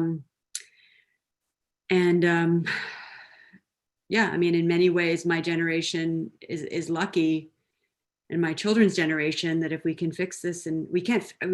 It's going to take a huge amount of time, and by the time even my children are of age, my plan is that they will be anti-racist and be aware and be educated in ways that I wasn't educated in my position of privilege.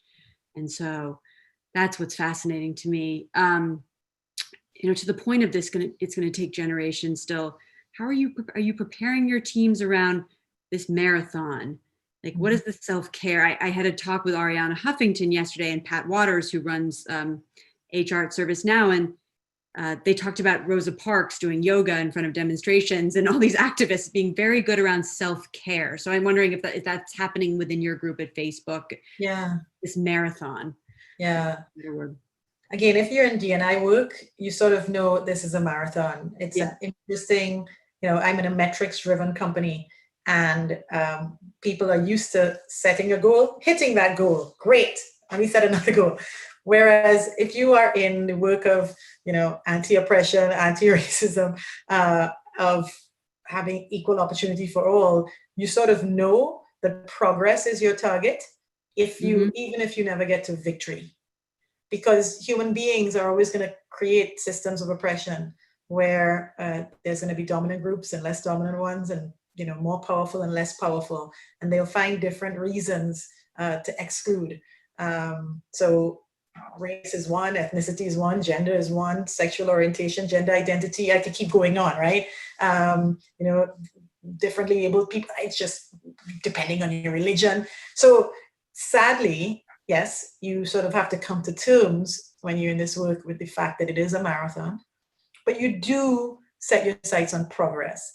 And in terms of self-care, this is where I think being in an environment where people keep coming back to the fact that we are human beings in this.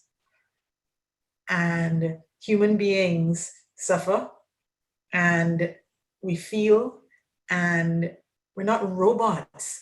Having grace, giving space, that's something that we try to build in, but then I talked about how we try to make fair systems. So what I never want to do is to have to depend on somebody who gets it to then confer, to give that space. We want to build it in the system that you're also entitled to that space. So, with COVID, we've created new categories of leave to give people more space, to take care of themselves and to take care of the others too. And again, when you look at the compounding effects, if we see the statistics, right, Native Americans are so much more likely. Look at what's going on in the Navajo Nation, right? If you're a Native American person working at Facebook impacted by this, you have so many compounded things. You might be sick yourself. You might be caring for somebody else who is sick, right? More so than other people. So having more room built in. So we had more leaves built into the system, which people are entitled to take to care for themselves and others during COVID. I think that was really important to make it structurally available. Then we give grace. That matters. Then we've really sort of ramped up our investments in the opportunity to access mental health care. Knowing that there is someone you can call, knowing there's a space you can go to. We have our FBRGs, which is our resource groups, have been, it's interesting being an innovation culture. You kind of take a breath when things change. And you're like, wait, what do I do now? Because I still have this goal to support people, to build community, but all of a sudden I can't be together, because that was a lot of the way we defaulted to doing it, right? To be in the space, think of, you'd say, oh, I have a hug for you, and now we can't do that. And so we kind of took a breath, and then the FBRGs, redouble their efforts to connect people. We are doing for Juneteenth a full day of learning and education and celebration around the Black experience, around the history. And a lot of that is driven by people in our team, but also, people in the FBRGs participating. And so we've really, thought about community and what it is, and then what is the moment we're in to give more, to support, so that the care is available if people need it. And then the permission to do the self-care along with the structural opportunity through having leave. I'm fascinated by how Facebook, which you said you have a culture of togetherness. I remember going to the office back in 2009 when it was very small, and and sort of being wowed by the concept of that open office back then. And I was at the Washington Post at the time, which was a very different looking office. and have been there. I've been in the office more recently, but how that transition is really interesting to me. But my other question is, do you think that this transition to remote will actually allow you to put more diversity into teams at Facebook, because sort of lifting requirements to come into an office in relatively expensive or hard to access cities? I shouldn't say expensive, but say areas where, we know that certain areas, they're not very diverse, right? So. Right. Yeah, so it's an interesting question. And the top lines, I would say it's too early to tell, because there will be advantages and then there will be some great risks. I would say, if I had to be sort of very clinical, cut and dry, there are more advantages on the diverse hiring side of the equation, because now you can, there would have been people in cities where it's not worth it for them to leave their city where they have their community and their family, even their church if they're a religious person, to come across the country to be in Silicon Valley, or even to move to one of our other offices in the United States. But now, if we have more remote hiring, all of a sudden you open up those talent pools, and that would be a huge boom. On the other hand, we haven't yet figured out, and I don't know that, maybe there are some companies who are at this size who have been fully remote. We haven't yet figured out, how do you avoid some of the pitfalls that might happen on the inclusion side, right? Talk about those, yeah. Yeah, I mean, or we can fix them, yeah. Yeah, there's enough third-party research to suggest that, what we talked before about performance attribution bias, there's something called affinity bias, right? Where people have an affinity for others who are like them. How people build bonds has traditionally been in person. I came from a law firm world where people would talk about FaceTime, right? You wanted to put in FaceTime.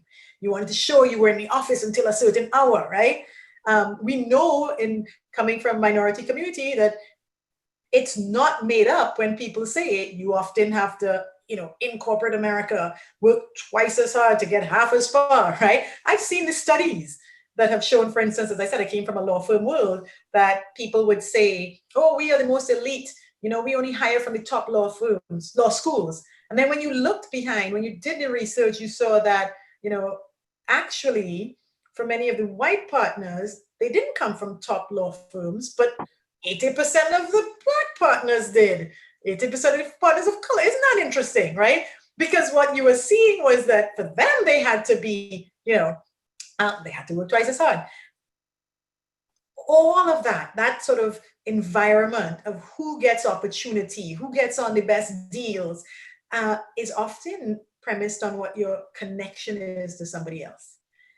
If people are now operating in a remote way, where they're not building that, where they don't have the FaceTime, where they're not top of mind, is it going to default to affinity bias, where you just assume the people who look like you are the ones who are, and performance attribution bias, who are better at these jobs, that they get the opportunity? How do you avoid invisibility, and how do you make sure equal opportunity exists? I'm putting these out as questions because I don't know that we've figured out what we like to do is build it into the system, make it structurally available, not just depend on people getting it and doing the right thing. We are also working, through L&D on all sorts of developmental programs and training to make people more conscious, to equip them to do better behaviors. And while that is going on, you also want to make sure structurally you can, as much as possible, give everybody a fair opportunity. I don't know that we have the answers yet for how you do that if everybody is remote, to make sure an inclusion, you're not losing something. And that's part of why we've said that we are going to take a measured approach to this. We're not going to just today for tomorrow say, okay, everybody remote, because I just think that we need more time to work out how we're going to do this right, so that there aren't immediate winners and losers, and so that we deliberately think about what is inclusion in this context and what does it require. Can you speak a little bit to what a measured approach looks like? Well, first of all, it's taking time to do the research, right? what is out there? How have other remote organizations operated? What have they experienced? What has worked? What hasn't? Like literally doing that work. Then thinking about what do we have the resources to do? What kinds of teams? I mean, that takes analysis. What kinds of teams might perform better or worse in a dispersed situation, right?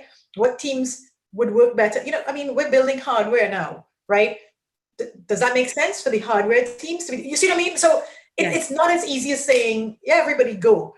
You actually have to do that kind of analysis, and then, as I said, integrate it into that. What does inclusion look like? What would we need to build? There may have been things which were on a best practice for D&I list in the past that we had determined in our, as you talk about, we have open floor plan. I cannot tell you how much I miss it.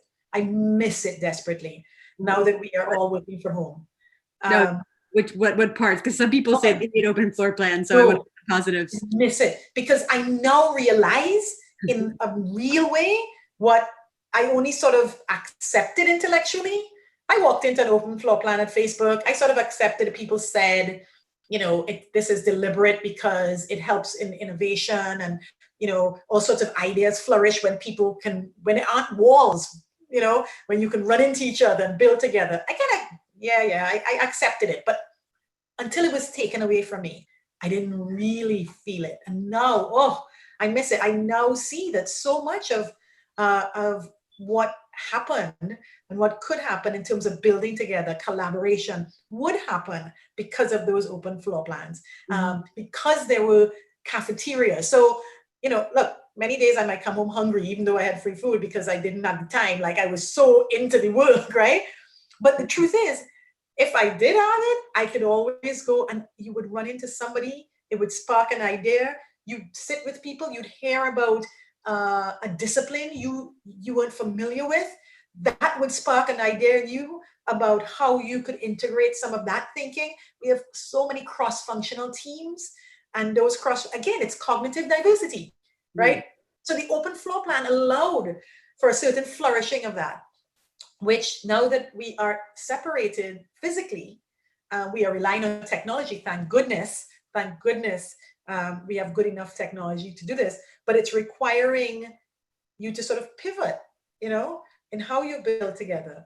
And again, when you think about how do you do that with inclusion, where everybody has the same opportunity to build and be successful, I just think there's a lot we have to figure out. What are we going to do systematically across all functions, across all offices, if this is going to work? So that's why we have to take a measured approach. We have teams who are like 100% focused now on figuring out some of what I've just described to you, and many, many more questions. Right.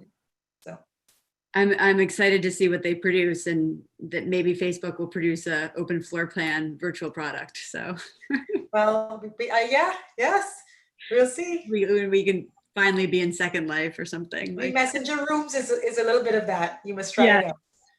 Yes. Well, I feel like I live much of my life in there anyway. So, yes. So I have some great community questions that I want to go to, and they're a little bit more specific. So, one of them is, how can you hold business leaders accountable for prioritizing diversity and inclusion efforts? When you're within a small company that doesn't have a team, doesn't have an initiative, and even with everything going on, you would think they would understand, but. Yes, so it does get harder depending on your level of resources and buy-in, right? The fact is that if you can get the leaders of the company to understand how critical this is for their business, that it will allow them to do better business, that's of course like a first victory. That convincing doesn't have to be done by somebody who is a full-time D&I person. Right? In many places, in fact, it didn't happen through that route. So if you are somebody who is at the company, certainly if you're in HR, you have the opportunity to do that influencing. What I've seen is that, again, data wins arguments a lot. And there is now, thankfully, when I started in D&I 15 years ago, there were less sort of dynamic, current research papers that showed the direct connection between having more diversity in your teams and having better products, making more money. But now there's enough of that out there, right? That Yes. anyone can take advantage of that to help make the case. So I do think that that makes a difference. I think having, part of accountability is assigning resources to address this issue. So having somebody who is in charge full-time of D&I matters. People play with different models, and sometimes you think distributed responsibility might be best because then you get more people accountable. Right. What I think actually works best is that plus somebody or some people who are 100% accountable. Because in the first model, what can sometimes happen is that some other priority comes up and that person who runs a line of business all of a sudden is pulled out and they're not really focused on driving this forward. But having at least one person who is full-time focused on this, and that person can sit in HR, they don't have to be, a separate D&I, but somebody who is focused on this. Maybe they could be sitting in recruiting, depending on what's your balance in your, you could be a startup and you're like, we need to, hiring more is the most important thing right now. And then it could be somebody in recruiting. But so the point is, I think having a mixed model where you have some people, hopefully people with some authority in the company who are sharing responsibility along with somebody who's driving it, that makes a difference. And then, look, I've also seen different approaches to goal setting. So I've seen companies go out there and say, these are the goals we have around diversity, and this is, we're going to hold leaders accountable for this. But they haven't built the infrastructure. They haven't built the strategies. They don't have the tools that would allow the people who they've now made accountable to be able to operationalize and to be able to deliver on that. Mm-hmm. I think that it sort of sounds good in a headline, we're holding these leaders accountable, but if the goal is to actually get to progress, then I think you sort of want to do that when you have some strategies built out, when you have some resources behind it that those people you're holding accountable can now implement to make it work. We did years of building out strategies, testing things, seeing what worked, building up a team before we set public goals and before we made our most senior leaders accountable for diversity goals, inclusion goals in their performance reviews. And so now we have a combination, which I think is ideal, but I recognize that everybody isn't there, right? And I would just say, think substantively for your company, in your environment, with the level of buy-in you have, what works as opposed to just, doing what people say is the most important thing. Well, I think this feeds on to a next question where Annie asks, how do you not appear disingenuous? At these times, how do you bridge the gap between doing what you think you should be doing? And obviously we had a great talk yesterday on empty allyship, led by a woman named Sherelle Dorsey from The Plug, where she tracked what companies were saying versus what they were doing. So, I think you answered the question already, but how do you not appear disingenuous? Look, by doing work, but also knowing, if you are in D&I, there are oftentimes you feel defeated because you know how much work you are doing, but because people don't see progress at the level that we all want, you can feel deflated. Right. So I think, look, the way you not seem disingenuous is by being real about it. Putting a real effort into this and making real change. Yeah. But you also have to talk about self-care. When you are a warrior on this field, you also have to be able to know your truth, because there are many times where it will feel like you're pushing this ball up this very, very big hill. And goodness knows, every day you wake up and you're like, oh, the hill just got higher. Interesting. Yeah. Sisyphean is the word. Yeah. But knowing what you are putting into it, there has been progress, right? And we should not lose sight of that. When I look at, we want to see so much more at Facebook. I would love to see our 50% goals hit, But also in every category we measure, I want to see more. But I know that when we started on this journey in 2014, for instance, only 15% of the people who were in technical jobs at Facebook were women. That number is now 23% by our last report, and we're going to issue another report sometime soon. That is progress, you know? 2% of the people who were in non-technical jobs were Black. It's now 8%. That is progress. You know, it was 6% Hispanic, it's now 9%. That is progress. Women in leadership. We had 23% women in leadership when we began this journey. We now have 33%. That is progress. So even though it's not 50, Right. Which I want, Getting there. Yeah. it's progress. And so, you know, whether you seem disingenuous or whether you are disingenuous are two different things. I think if you're committed and you're doing and you're showing progress, then you sort of have the receipts to show that you're not disingenuous, even if you're not where you want to be. Right. You have the evidence. Yes, and thank you for giving us the numbers too. So I want to end with this great question about Pride Month, because we are in Pride Month. So it's a bit of a long question, but it's a good question. As we are now in Pride Month, it is clear that any Pride Month programming must be intersectional. Given the problematic history of highlighting cisgender white men during Pride/corporate Pride promotions, do you have any recommendations for intersectional programming that disrupts this narrative?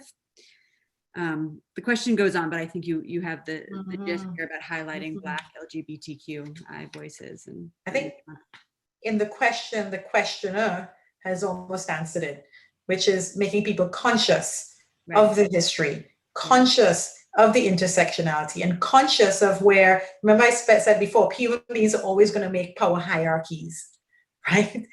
And just because we happen to be from an underrepresented or marginalized group doesn't mean we don't act in the same way as all human beings do, right? So, you know, within the community, there are then these,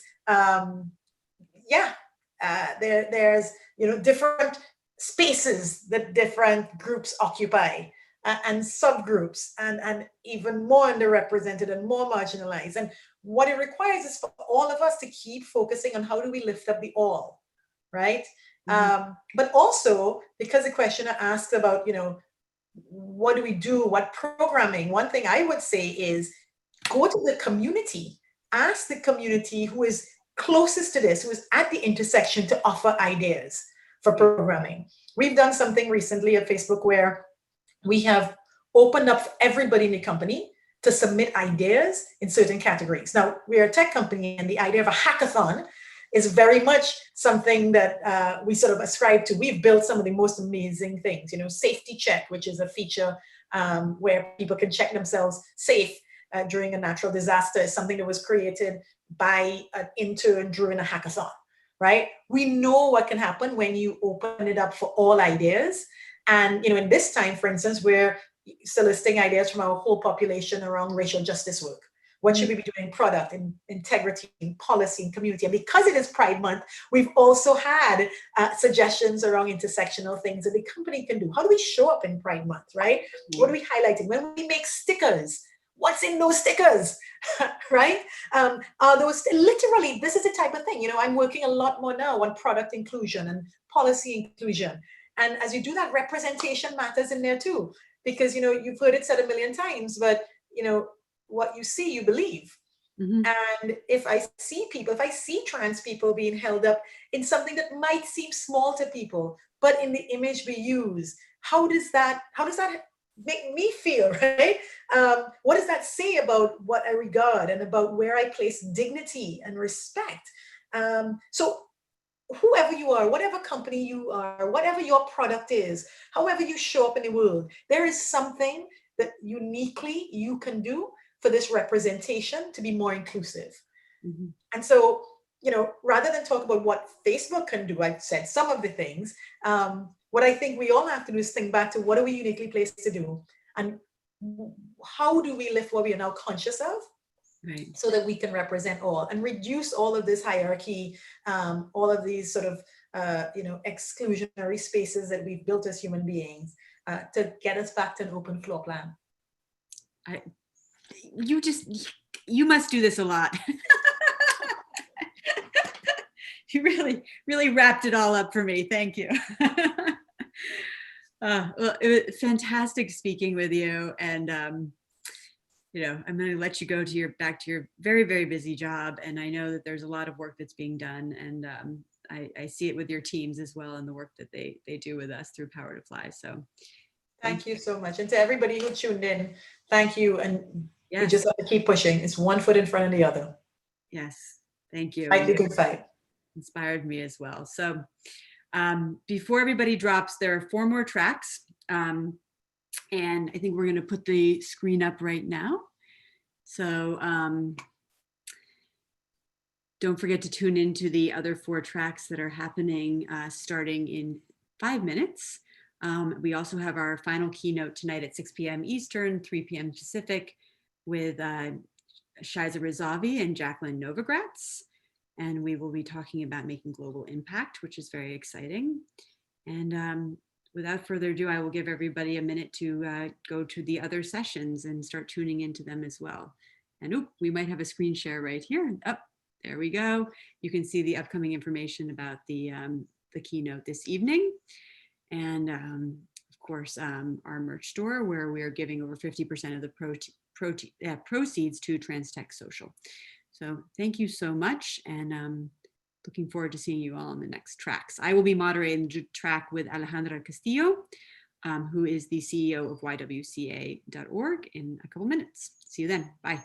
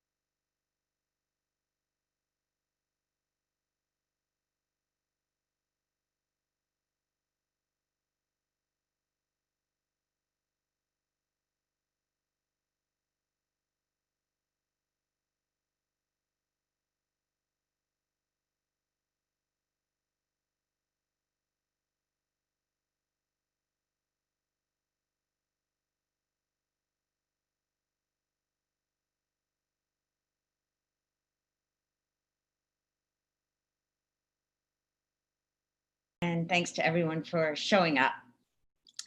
Why Rwanda? Because in so many ways I grew up in Rwanda and so many roads lead back. I actually start the book with the story of going back just a few years ago to present to the president and his ministers a plan to bring off-grid solar electricity to 10 million low-income East Africans. And the night I was there, it dawned on me that it had been 30 years since I first arrived in that place. An enthusiastic 25-year-old former banker to co-found the country's first microfinance bank for women. Just a few months before that, 1986, women finally received the ability to open a bank account without their husband's signature. Wow. So we were really starting at a bare minimum. The average is $112 a year. And so there I was now, 30 years later, looking at electrifying a quarter of the country. And I was thinking about that before I went on stage. And right before I got on, a young woman walked up to me and said, "Miss Novogratz, I think you knew my auntie." And I said, "Really, what's her name?" And she said, "Felicula." And I burst into tears because Felicula was one of the first 3 women parliamentarians in the country. She was a co-founder, and she was the first person to really accept me across all lines of difference. But a few months after we started the organization, she was killed in a hit and run accident. And many connected her death to a policy that she had promoted to abolish bride price, which is the tradition of paying a man for the hand of his daughter in marriage. And I think, Shiza, that was a time where I really lost my innocence, seeing the price people pay for rejecting the status quo. And yet the work went on. 7 years later, the genocide came, everything was destroyed. And there were times when I thought, what's this work about? And I said to this young woman, who are you anyway? And she said, my name is Monique. I'm the deputy governor of Rwanda's National Bank. And so in that moment, Shiza, I thought, if you had told me 30 years ago that within a single generation, a woman would be running the financial system or one of the ones, I'm not sure I would have believed you. And that change is not only possible, it can be ugly and messy, but it only happens if we persevere. And so I decided that night to essentially write a love letter to the next generation, to pass on the skills and the tools and the insights that had been given to me by those who'd gone before, so I could hand them to a new generation who is obviously going to do the work, but it's really our work in ways that only they could do. And so for one reason or another, there's a circularity that keeps bringing me back to Rwanda. Thanks, Jacqueline. It's incredible how I think Acumen has supported women, not as its primary purpose right from the beginning, but as a byproduct of much of the work that's been done. And all of a sudden you're seeing, I can remember going to a partner gathering in the middle of a tent in Naivasha, Kenya, 2 hours north of Nairobi with 400 fellows and entrepreneurs under this tent. And all of these women who in their home countries maybe couldn't drive, didn't have equal rights, but ran these businesses because they were accompanied by Acumen. And I think so many of the lessons in your book, each chapter is a different principle and has some practices in it, have the idea of just starting and the idea of accompaniment. Would love to hear about that. Thanks, Shiza. I think just starting is really appropriate for now, which is that particularly over the last, I'd say 5 to 7 years, so many people have written to me of all ages to say, I really want to find my purpose. Can you help me do it? And I've come to believe that that's absolutely the wrong question. That the right question is there something I can work on? The Jesuits have a saying, go to where your deepest yearning meets the world's greatest need. I would say it's even simpler than that. All around us are problems, are opportunities disguised as problems. So find something you want to work on and just start. Let the work teach you. Because my experience has been that in times like these, when we don't know the answers, there is no game plan. There is no roadmap. The path unfolds. And so in this moment of COVID and Black Lives Matter, and an economy in shambles, essentially, we don't just need a system shift, we need an entire mind shift. And so the people who will do it are the people who will start and have the humility to learn, but keep that audacity to keep trying new things. In terms of accompaniment, what I've learned is that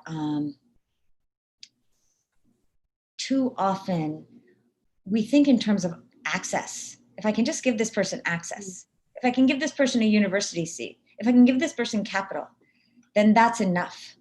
But what you find is that if the world has told you you're not good enough your whole life, chances are you're going to be struggling.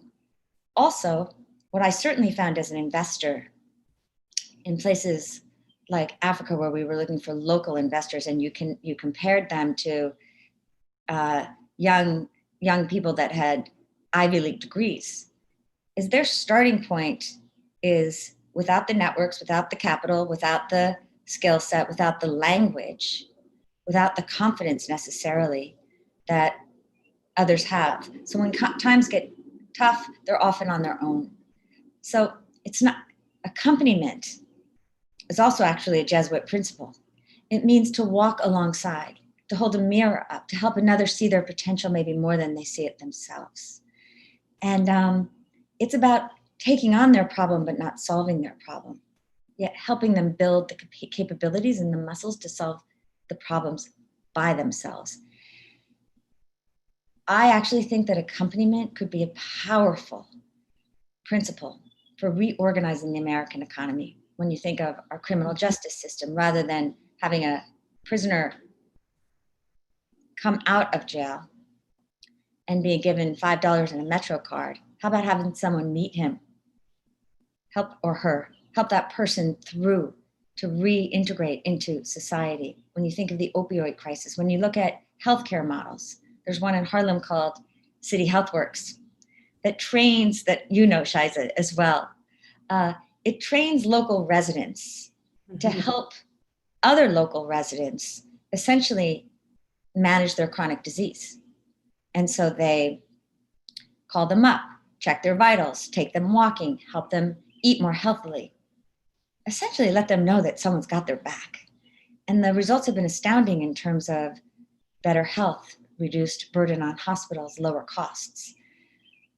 This is where the moral imagination, Shiza, would allow us to come out of this moment better and stronger. But I think we need a full-on different set of operating principles.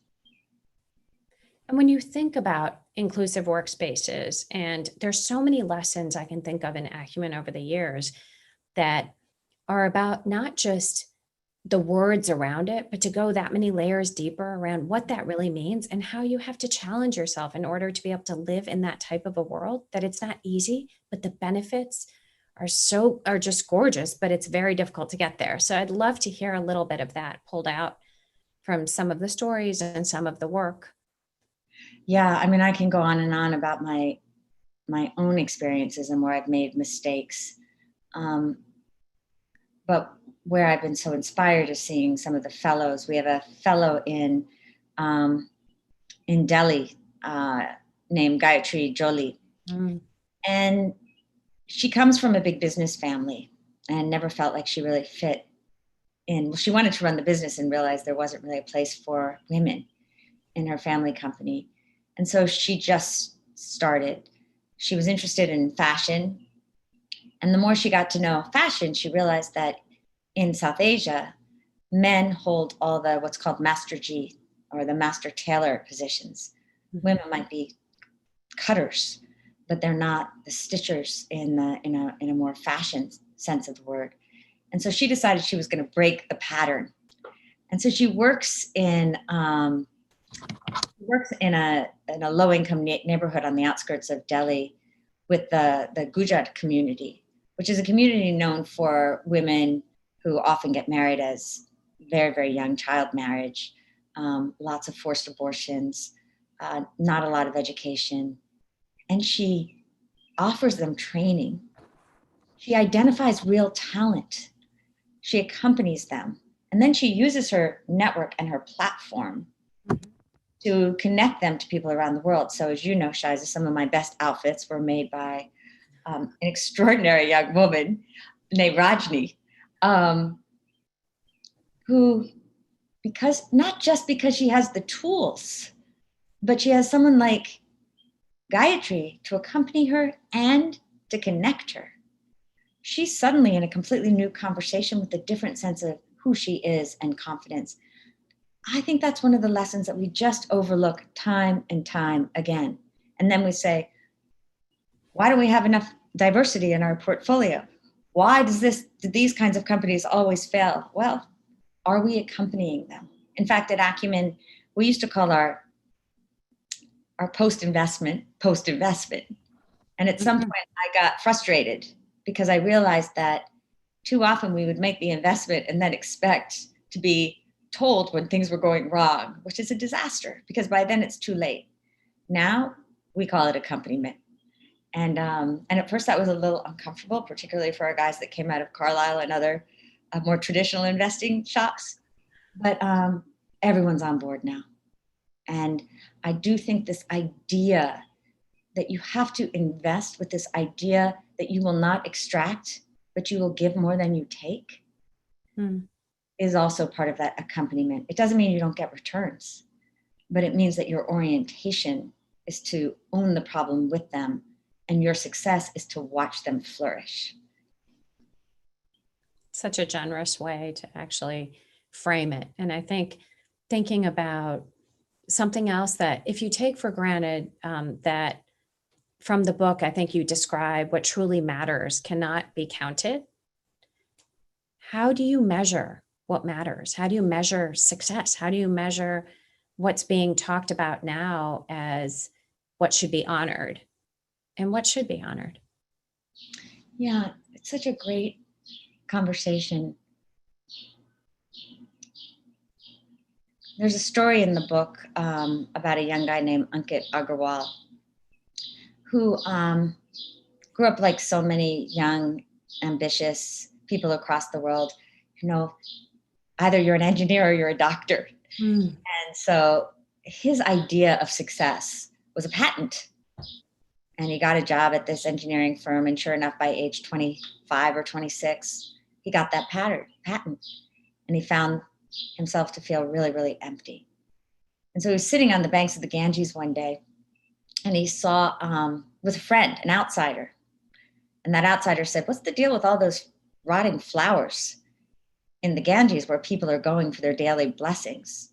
And Ankit really hadn't really noticed it, but he's a super curious guy. So he recognized, he decided he was going to do some studying, and it turns out that 8 million metric tons a year of flowers are taken to temples for blessings, and those flowers then are dumped into sacred rivers like the Ganges. Typically, those flowers are covered with arsenic, cadmium, lead, and they're polluting the rivers, and they're poisoning the people going for blessings. And so he decided there had to be a business model that would clean up the rivers, bring more dignity to the temples, and take care of the people, and be profitable. But to do that, he had to completely reorient what success was, focusing on our shared humanity, the sustainability of the earth, and financial sustainability as a part of it, but not the only driving force of it. And long story short, because this guy likes to make everything hard for himself, he only hires women from the scavenger caste, which is the lowest of all the castes. These are people who are consigned to picking up human waste from toilets and off the streets, fully on the margins. And now they work in this factory outside, sorting through rose and jasmine and marigolds, and they convert those flowers into incense sticks and vegan leather. And those incense sticks go back to the temple, to the gods. And so when you think about what is success, Ankit, sure, he has a company, it's growing, it's doing really well. But an entire community now has kids who are proud of what their mothers do. He sends them home with clean waters every day. He brings a bus to their community so that they can go, they get transported. They're gaining wealth. And so some of them have televisions, which mean now they are the place that everybody in their communities go to. Their children feel safe. The only worry these women have is that something will happen to the company and they might not have a place to go. How do you measure all of that? I think there are principles to keep you accountable to that. At Acumen, we stand with the poor. And so every investment has to go through that filter. And I think we have to have larger generosity of spirit in what we do and how we do it. And measure. And as you know, Shiza, we can talk about it if you want, but we have a whole way of measuring the success of our companies from the perspective of their customers, which means in our case, people who make $1, $2, $3, $4 a day. And that has changed everything for us. I think that's so important to go into, because sometimes it's very easy to build systems and then wonder and blame why they're not being used the way that they should be used. And to actually think about how within the framework and the structure, after all of the years of lessons learned, came to a different way of thinking about measuring and including the hard and the soft and pulling that apart to create effectiveness for all of these people. Yeah, when Acumen first started, we hired a big consulting firm to do our metrics. And the best that they could do, which was pretty much the best anybody could do, was count outputs. We had a malaria bed net factory. At some point, it was making 30 million bed nets a year, employing 10,000 women. That's good. But we couldn't really go beyond that. And so now, and this goes to how do you use technology as a tool rather than being controlled by the technology. Now we can text 5,000, 10,000 customers of a company at a time. We can ask them a series of questions from which we can deduce not only how they perceive their lives changing, but we do NPS scores for the company. Would they recommend this product to one of their neighbors, or have they, which is a better way of asking people for whom they're in a lot of trust.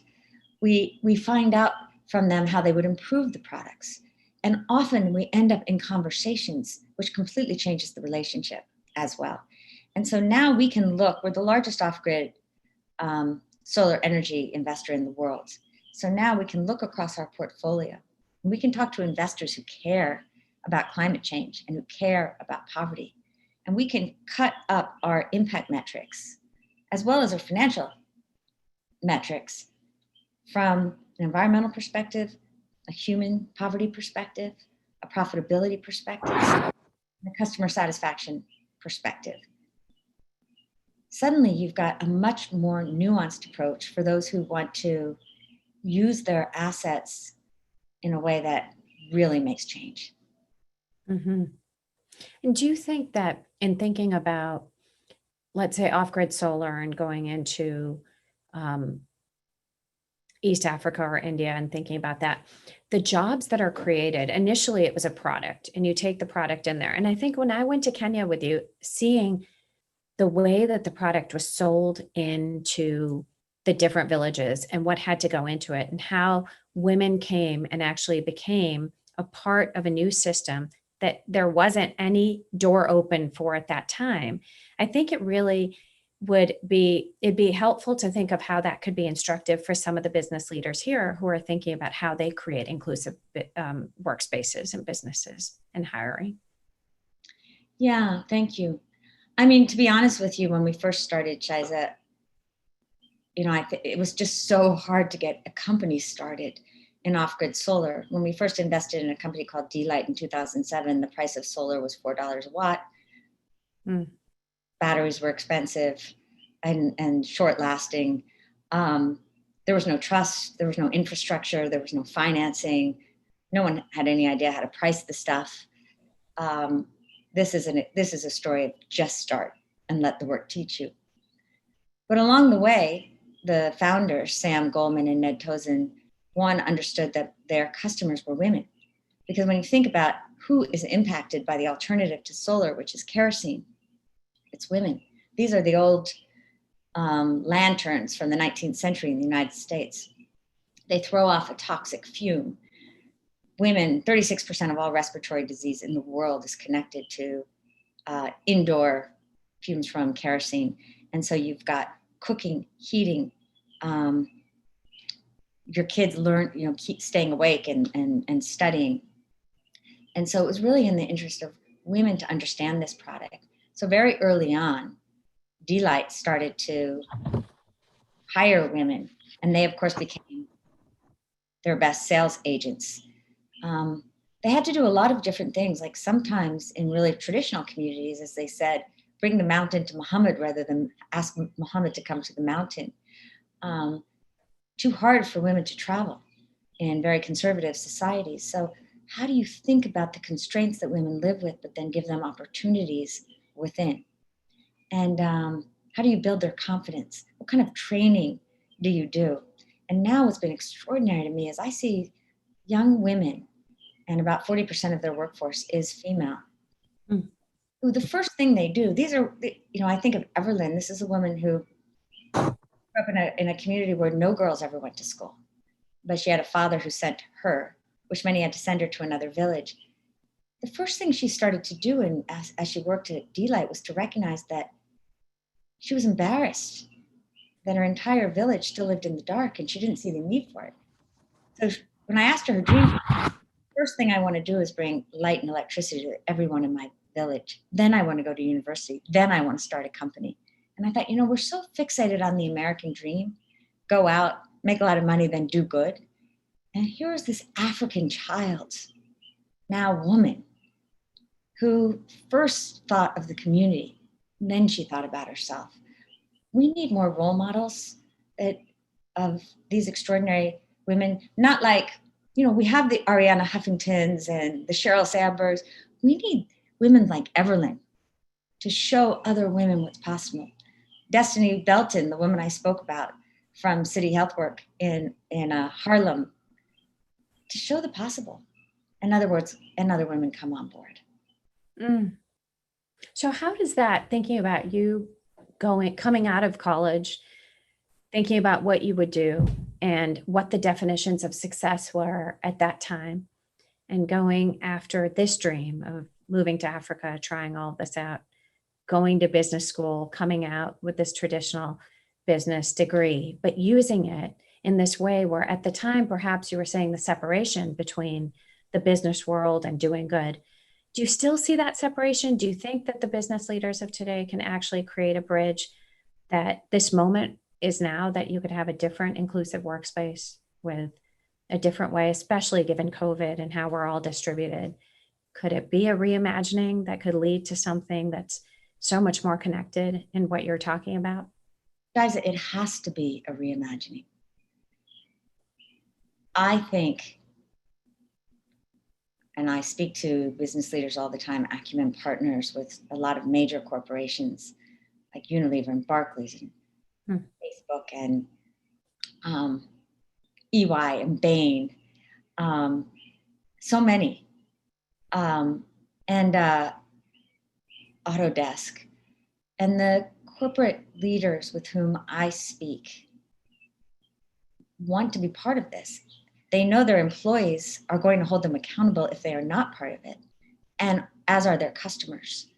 What's been interesting to me is to see, particularly companies in the $100 million to $300 million range, and especially if they're private, of course. But I think about our chocolate and coffee companies in Latin America that have flipped the model of premium commodities pricing on their head. So traditionally, commodities like chocolate and coffee are priced at the global level, obviously. But if Brazil has a bumper crop, you might have a terrible year in Ethiopia and you're still getting paid that really low price because it's pretty much set in Brazil. And so often in both industries, smallholder farmers can't cover their costs. So it's no mystery that the average farmer is 58 years old. So the big chocolate companies want to solve this problem, as do the premium coffee companies. What we're seeing is entrepreneurs who are starting with the poor, understanding the production costs of the farmer, negotiating a fair price, like 2 to 3 times what the global price would warrant, lock in a fixed price so that they can actually plan their lives for the first time for 2-3 years, accompany them. And while these companies may not be as profitable as companies that are solely focused on shareholder value, they're fully creating communities of trust, building higher quality, changing the lives of smallholders, and more commercial companies are coming on board. And so I look at the Stump Towns and other medium-sized coffee and Valrhona are now buying their chocolate and their coffee from these kinds of social enterprises, companies. The more we have these kinds of partnerships, the more it's a beginning. So I would say, Shiza, right now, the narrative that we're hearing, Business Roundtable, is the right narrative. The question is, how do we develop a set of operating principles and hold each other accountable to living up to them? And I think so much of what I've learned from you over the years is really the area, the gray sometimes that we have to live in, even though the core principles exist and they're so important to hold on to the core, but to actually realize that you have to be able to have a conversation across a very strong line of difference that feels like you can't cross, but you have to in order to create this or to reimagine in this way that you're talking about. Yeah. It's funny. It was risky to name my book Manifesto for a Moral Revolution. My publisher didn't like any of the 3 words, but they particularly were worried about the word moral. And indeed, there are trolls that have said, who are you to say what moral is?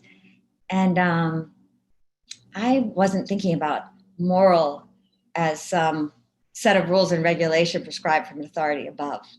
Rather, I was thinking of a new framework that put our humanity at the center rather than just profit, and that was willing to navigate between sometimes competing belief systems in an interdependent world.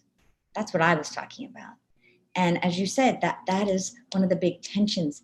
And sometimes I see people really rail against, how could you ever partner with a corporation? And what I'll say is, look, the moral revolution is not the path to purity. The moral revolution is fiercely focused on what it takes to include those who for too long have been excluded. And so the way I make my decisions and Acumen makes its decisions about whether we partner with an individual donor or corporation is, are they committed to this path? And that is not just about lip service. That is about, show me evidence. Talk to me about where you have failed. Be vulnerable. And of course, if we want to partner, it's our responsibility to start with that level of vulnerability. If this is what we bring to the table, this is what we want from the partnership, this is what we're not as good at, so that we can open a conversation. One of the lessons I would say, Shiza, that I've learned most in navigating across difference, and it's not just corporate social enterprise, our community of fellows, really many of them were raised to hate other people within our community. There's a lot of stuff that we have to break down across these lines. And so one of the teachings that we do that I've certainly learned is that if you can articulate a truth or even a partial truth in what the other side is saying and take a figurative steps toward that person, it opens up a field of possibility. One of my favorite quotes from Rumi, the Sufi poet, is, "Beyond wrongdoing and right doing is a field. I'll meet you there." And I worry right now that too many of us would rather be right than make progress together. And being right and fully alone or completely divided, that cannot be an option. And so holding opposing values in tension is critical. I'd say even right now, there's a whole generational conversation about capitalism. And I'd say it's the wrong conversation, because should we abolish capitalism, or is capitalism the answer? Well, both. We have to reimagine capitalism, and we have to find a way not to just see it as exploitative, nor just as a machine for innovation, but recognize the generative potential of using the best of markets without being controlled by them. Harder to do, but that's where the creativity lies. And actually, that's where the excitement for me lies as we reimagine the world post-COVID. Mm-hmm. I think also that you have this moment where we're seeing there's so many voices unheard. And those are the voices that you've talked about for such a long period of time. And how you then reach out to try to think about what, if you're a corporation in the conversation, if you're doing the due diligence that you're talking about to figure out what your market is, or hiring, how do you actually create this inclusive, and how does Acumen do it? Yeah, I mean, first of all, with a lot of humility, because none of us get it fully right. So humility, forgiveness, try again. But in the same way that our manifesto starts by standing with the poor, listening to voices unheard, you have to do the work. When we first went into your home country, Pakistan, it was hard to find fellows outside of Karachi, Lahore, and Islamabad, the big cities. Mm-hmm. I didn't want to build a fellows program for leadership, particularly if we were going to make a commitment to invest in these leaders for 20 to 30 years, because the vision was, if we could build a truly diverse community of leaders across race, class, ethnicity, religion, and we kept them and invested in them for 20, 30 years, and we got them when they were 25, 30, by the time they were in their 50s, they would be running the major corporations, civil society organizations, government ministries, and they would know each other. Easier said than done. So in the beginning, we couldn't get any applications from the far-flung rural areas. No internet, no language skills. Well, no English or language skills. And so I had read about the circuit riders. And Hubert Humphrey also, when he built his political campaign, would send people off into these village, far-flung parts of America. So I hired a guy from Khyber Pakhtunkhwa, which is up in the north of Pakistan. And his whole job was to go around the Northern Territories. I don't even know if you know this, Shiza, and go around and identify strong young leaders that could be part of our fellows program. Wow. What's so cool, then of course, you bring them in and you've got a cohort within your cohort, and then they become the best to find others. Same with our entrepreneurs. Our best source of finding that next level are people within our community.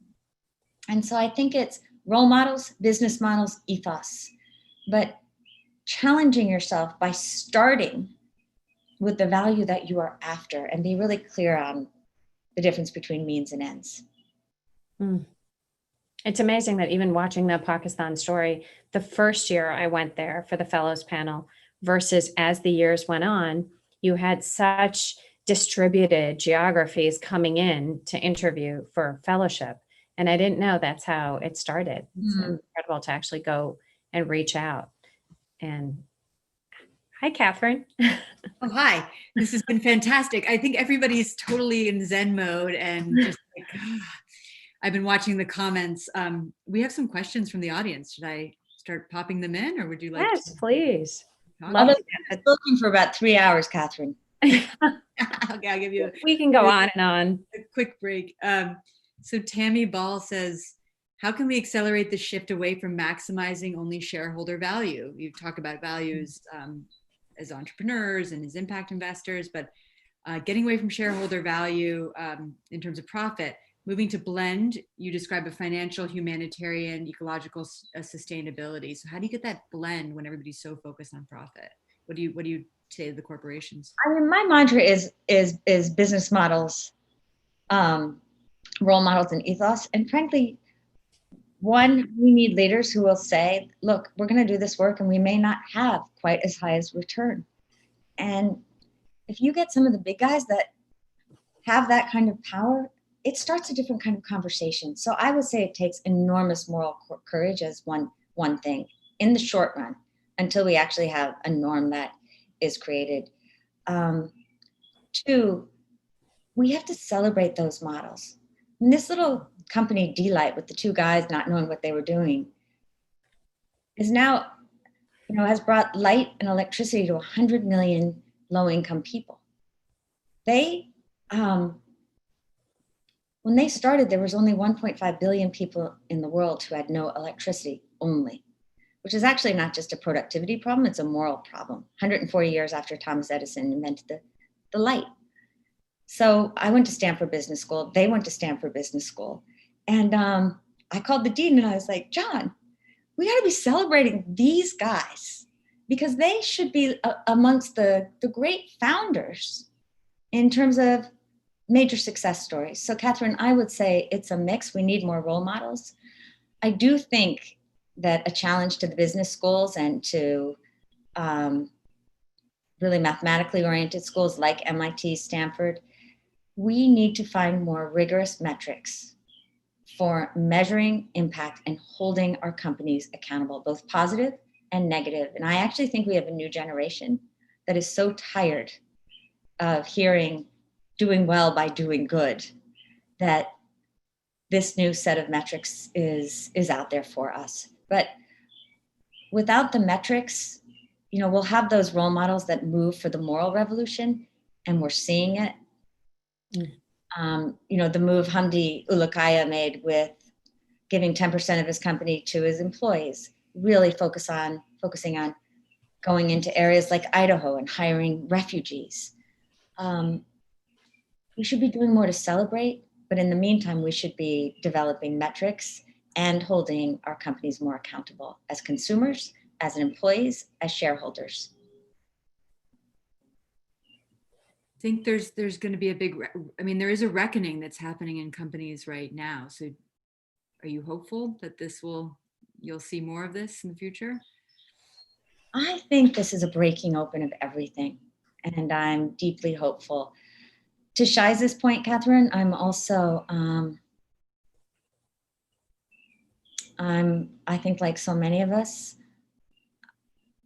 I'm not good at shame.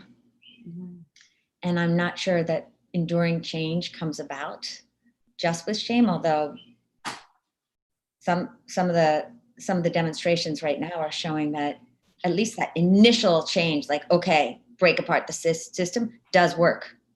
So I think it's probably that combination of knowing the role of shame and the role of role models and positive reinforcement. But I totally think there's a reckoning. The fact that chocolate is a $100 billion industry that's dependent on the labor of 5 million farmers, 90% of whom make under $2 a day, that doesn't serve us as a world. And so we've got to do better, and saying it's complicated cannot be the answer anymore. So another question from Nicole is, how do we apply these lessons to, we're talking about companies and corporations, but what's happening here in the US, and especially, I guess I'm going to put two questions together. There's another question about, when you're going into foreign countries and you have different governments you're dealing with very different governments.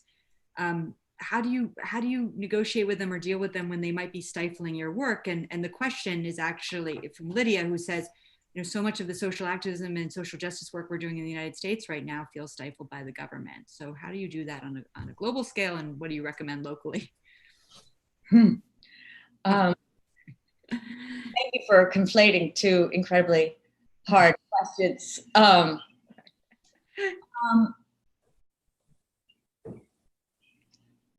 Look, we are now in conversation with a number of major corporations about integrating our master course on the book. It's called The Path to Moral Leadership, for their employees. And these are Fortune 100, 100 companies. And when you talk to the CEOs, part of their frustration is that they hear employees completely frustrated that they're not sustainable enough, they're not inclusive enough, but they're not seeing the employees really come forward with the solutions. So, and they see themselves spending billions and billions of dollars on leadership training and diversity training. And so we're in conversation about maybe there's a different kind of leadership training for within the corporations. And this is where I think we need not just a system shift, but a mind shift. Too often we look for technical changes. And what we need right now is true moral change, where we teach at every level of our corporation, community, frankly, nation, a different set of skills. Not just how to use identity as a way to divide ourselves, but how do we use the different parts of our identity to connect? So it's as simple as bringing in stories from Amin Malouf, who's a French-Lebanese writer, who talks about the hierarchy of identities, that each of us have multiple identities that live inside. But when one part of our identity is threatened, it goes to the top, and that's all that we become. Think about it.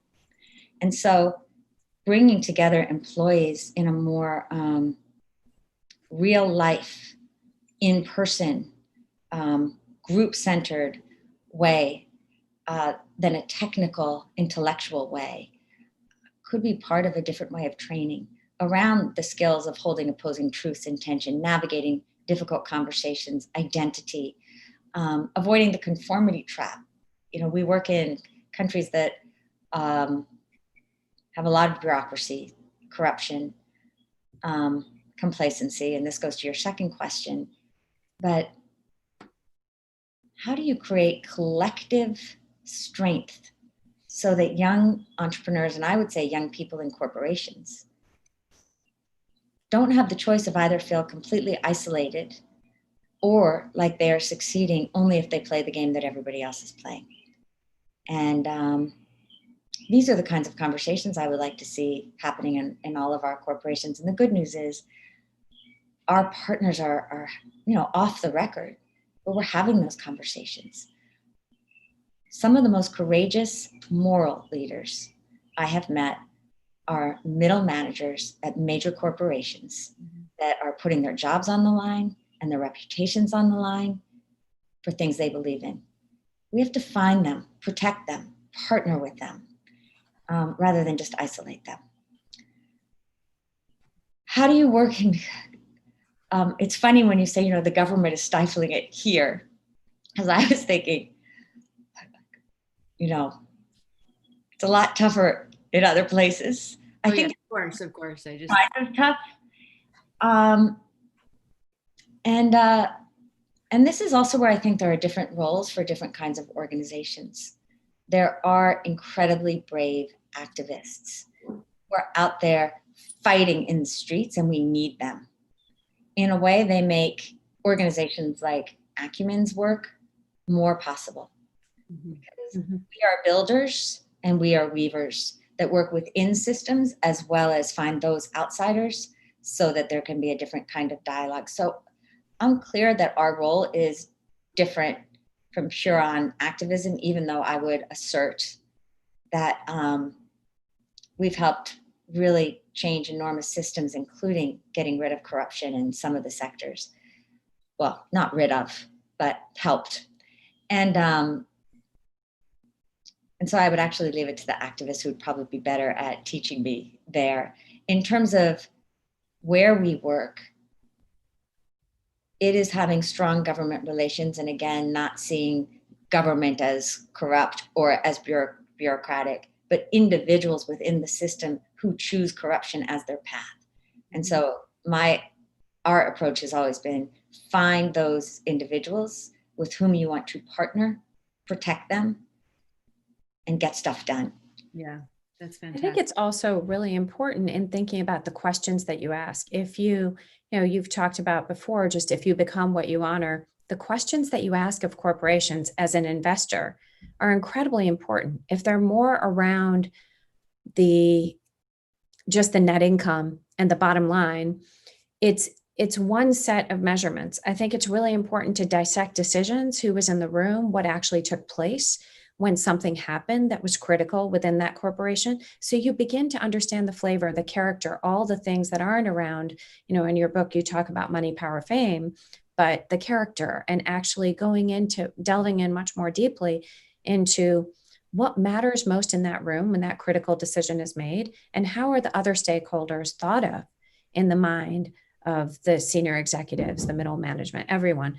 And really start to peel back those layers to be able to have a conversation that is around much more than just the few metrics that we began to honor coming out of school and are realizing those aren't the ones we can honor. Yeah.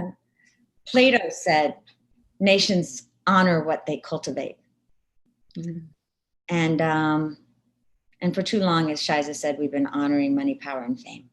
Mm-hmm. And so, again, finding those role models, and they're out there. Safaricom, which is one of our partners in Kenya, in this moment of COVID, though they are responsible for 40% of the GDP going through their mobile money, which is what Safaricom does, and Pesa, they made all transactions under 10,000, about $100, $10, which is, I think, 85% of their transactions, free.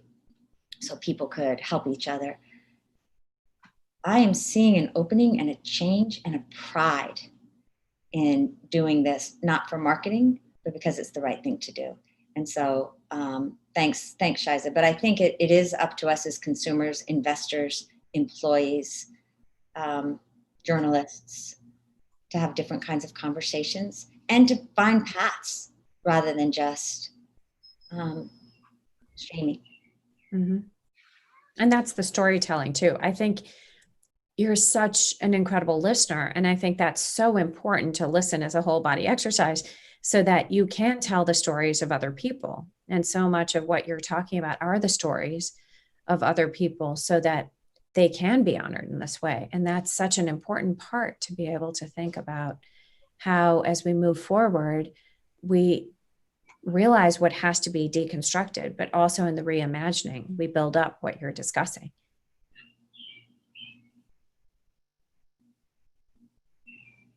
Sorry, I have a crying child. I've been there. Totally broke the mold. There's some, I'm going to put this question to both of you so that you can keep talking, but some great questions about just more structural changes around B corporations. So Shiza, I mean, when you do your work, do you think it makes a difference? Jacqueline, do you think that that's helpful in creating more impactful businesses in the US that are doing good? Go ahead, Shiza. Okay. So in much of the way that I have that enter into my thinking is looking at the principles and even the thoughts behind some of the leaders of the B corporations and bring that into the conversation of investing in public companies, because that's mainly what I do is invest in public companies. And in those conversations, I think there's so many layers that you can go because really the companies are looking to talk about these things. They really feel starved for being able to have an audience to be able to talk about all the things that they'd like to put in place, what their employees are asking for. That there's this beautiful corporate story too, when you start going underneath the layers of what it is that many of these companies that we invest in are trying to do.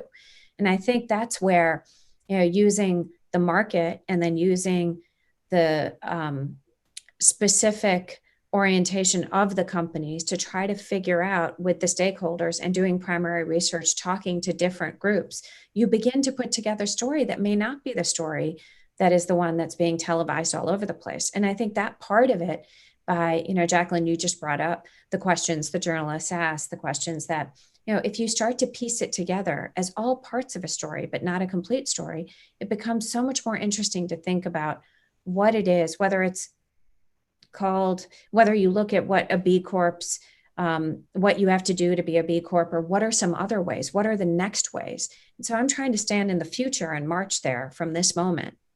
So am I. I think that's really well said.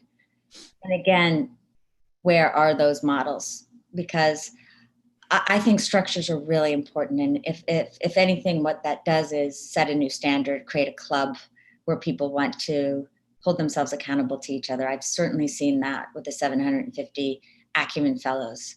When I tell the story of Javad, who's built the first and most robust low-income Sharia compliant mortgage system for housing development in Pakistan. And I tell fellows in India and Kenya that he never paid a bribe. At first, they don't believe me. And then I tell them the cost to him, that it took him 18 months to register his land, what that meant. And that even after 10 years of slogging, when he sold half his company, he took the other half and he's created an ESOP out of it to share with all of his employees. So suddenly you've got a different kind of hero, a different kind of role model. I think of our ambulance company, which started with 9 ambulances and now is the 4th or 5th largest ambulance company in the world. And in India. In India. Yeah. Well, now it's also in the world, but it is in India. Yeah. It started in India. And really focusing on character building. Mm. And at one point, one of the drivers who, doesn't make very much money at all of the ambulances, came across a guy that was passed out on the side of the road, and his wallet was beside him with about $250 inside of it. And this driver who makes, you know, $3, $4 a day, held on to the wallet, wouldn't give it to anybody, not even the surgeons, until the guy had come out, because he didn't want anybody else to take the money, and he assumed that they would. And the company interviewed him, celebrated him, got him into the media to show what the character of that company was about. And you know damn well that the other drivers were like, okay, I want to be more like him. It's this kind of thing that we're starting to see that I think we too often think is sweet stuff. And yet those are the kind of people we want our children to be raised to be. And so I think this is a moment for us to have more courage to not worry about being called idealistic or soft, because, you know, as I say to some of the, you know, I think of so many people that wanted to give us money that we ultimately said no to based on a character issue, some of whom have been arrested since. And now, you know, we have more jobs on our payroll across the 130 companies than they ever did. But it's long, slow, hard, and you're sometimes underestimated. At the end of the day, though, we get a very short time to live on Earth. And so building that community where we celebrate things that are beyond money, which we're desperate to do. And this moment is showing us the possibility of that. And I'm actually seeing what I would call moral imagination in crisis show us a new way, where entrepreneurs are partnering with government. They are partnering with social entrepreneurs to change the whole system. So I'm sticking to that story. It's a great story to end on.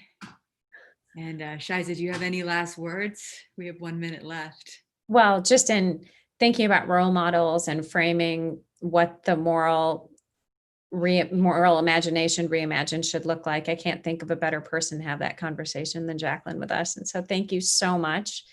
And I'm loving taking your course right now. So I think it's really helping me at work, and I appreciate it. And Catherine, thank you for all the work that you and Melina do to make sure that people can actually enter into conversations with more perspective around the firm and around the table. And it allows someone like me, who at times came in as another, to actually feel courageous enough to talk about how I'm a whole person. So thank you. Well, there's amazing people built this conference. So yeah, so many wonderful people. Part of it.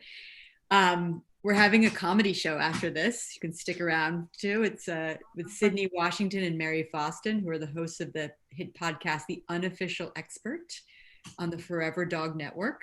So that is starting in the next channel right now. And to sort of make us have a little levity into the evening, even though they talk about very serious issues. So I'm excited for that. Please join us on the other track, and thank you so much. And thank you so much. Appreciate the Thanks, time Catherine. And good luck to everyone. Thank you so much. Bye-bye.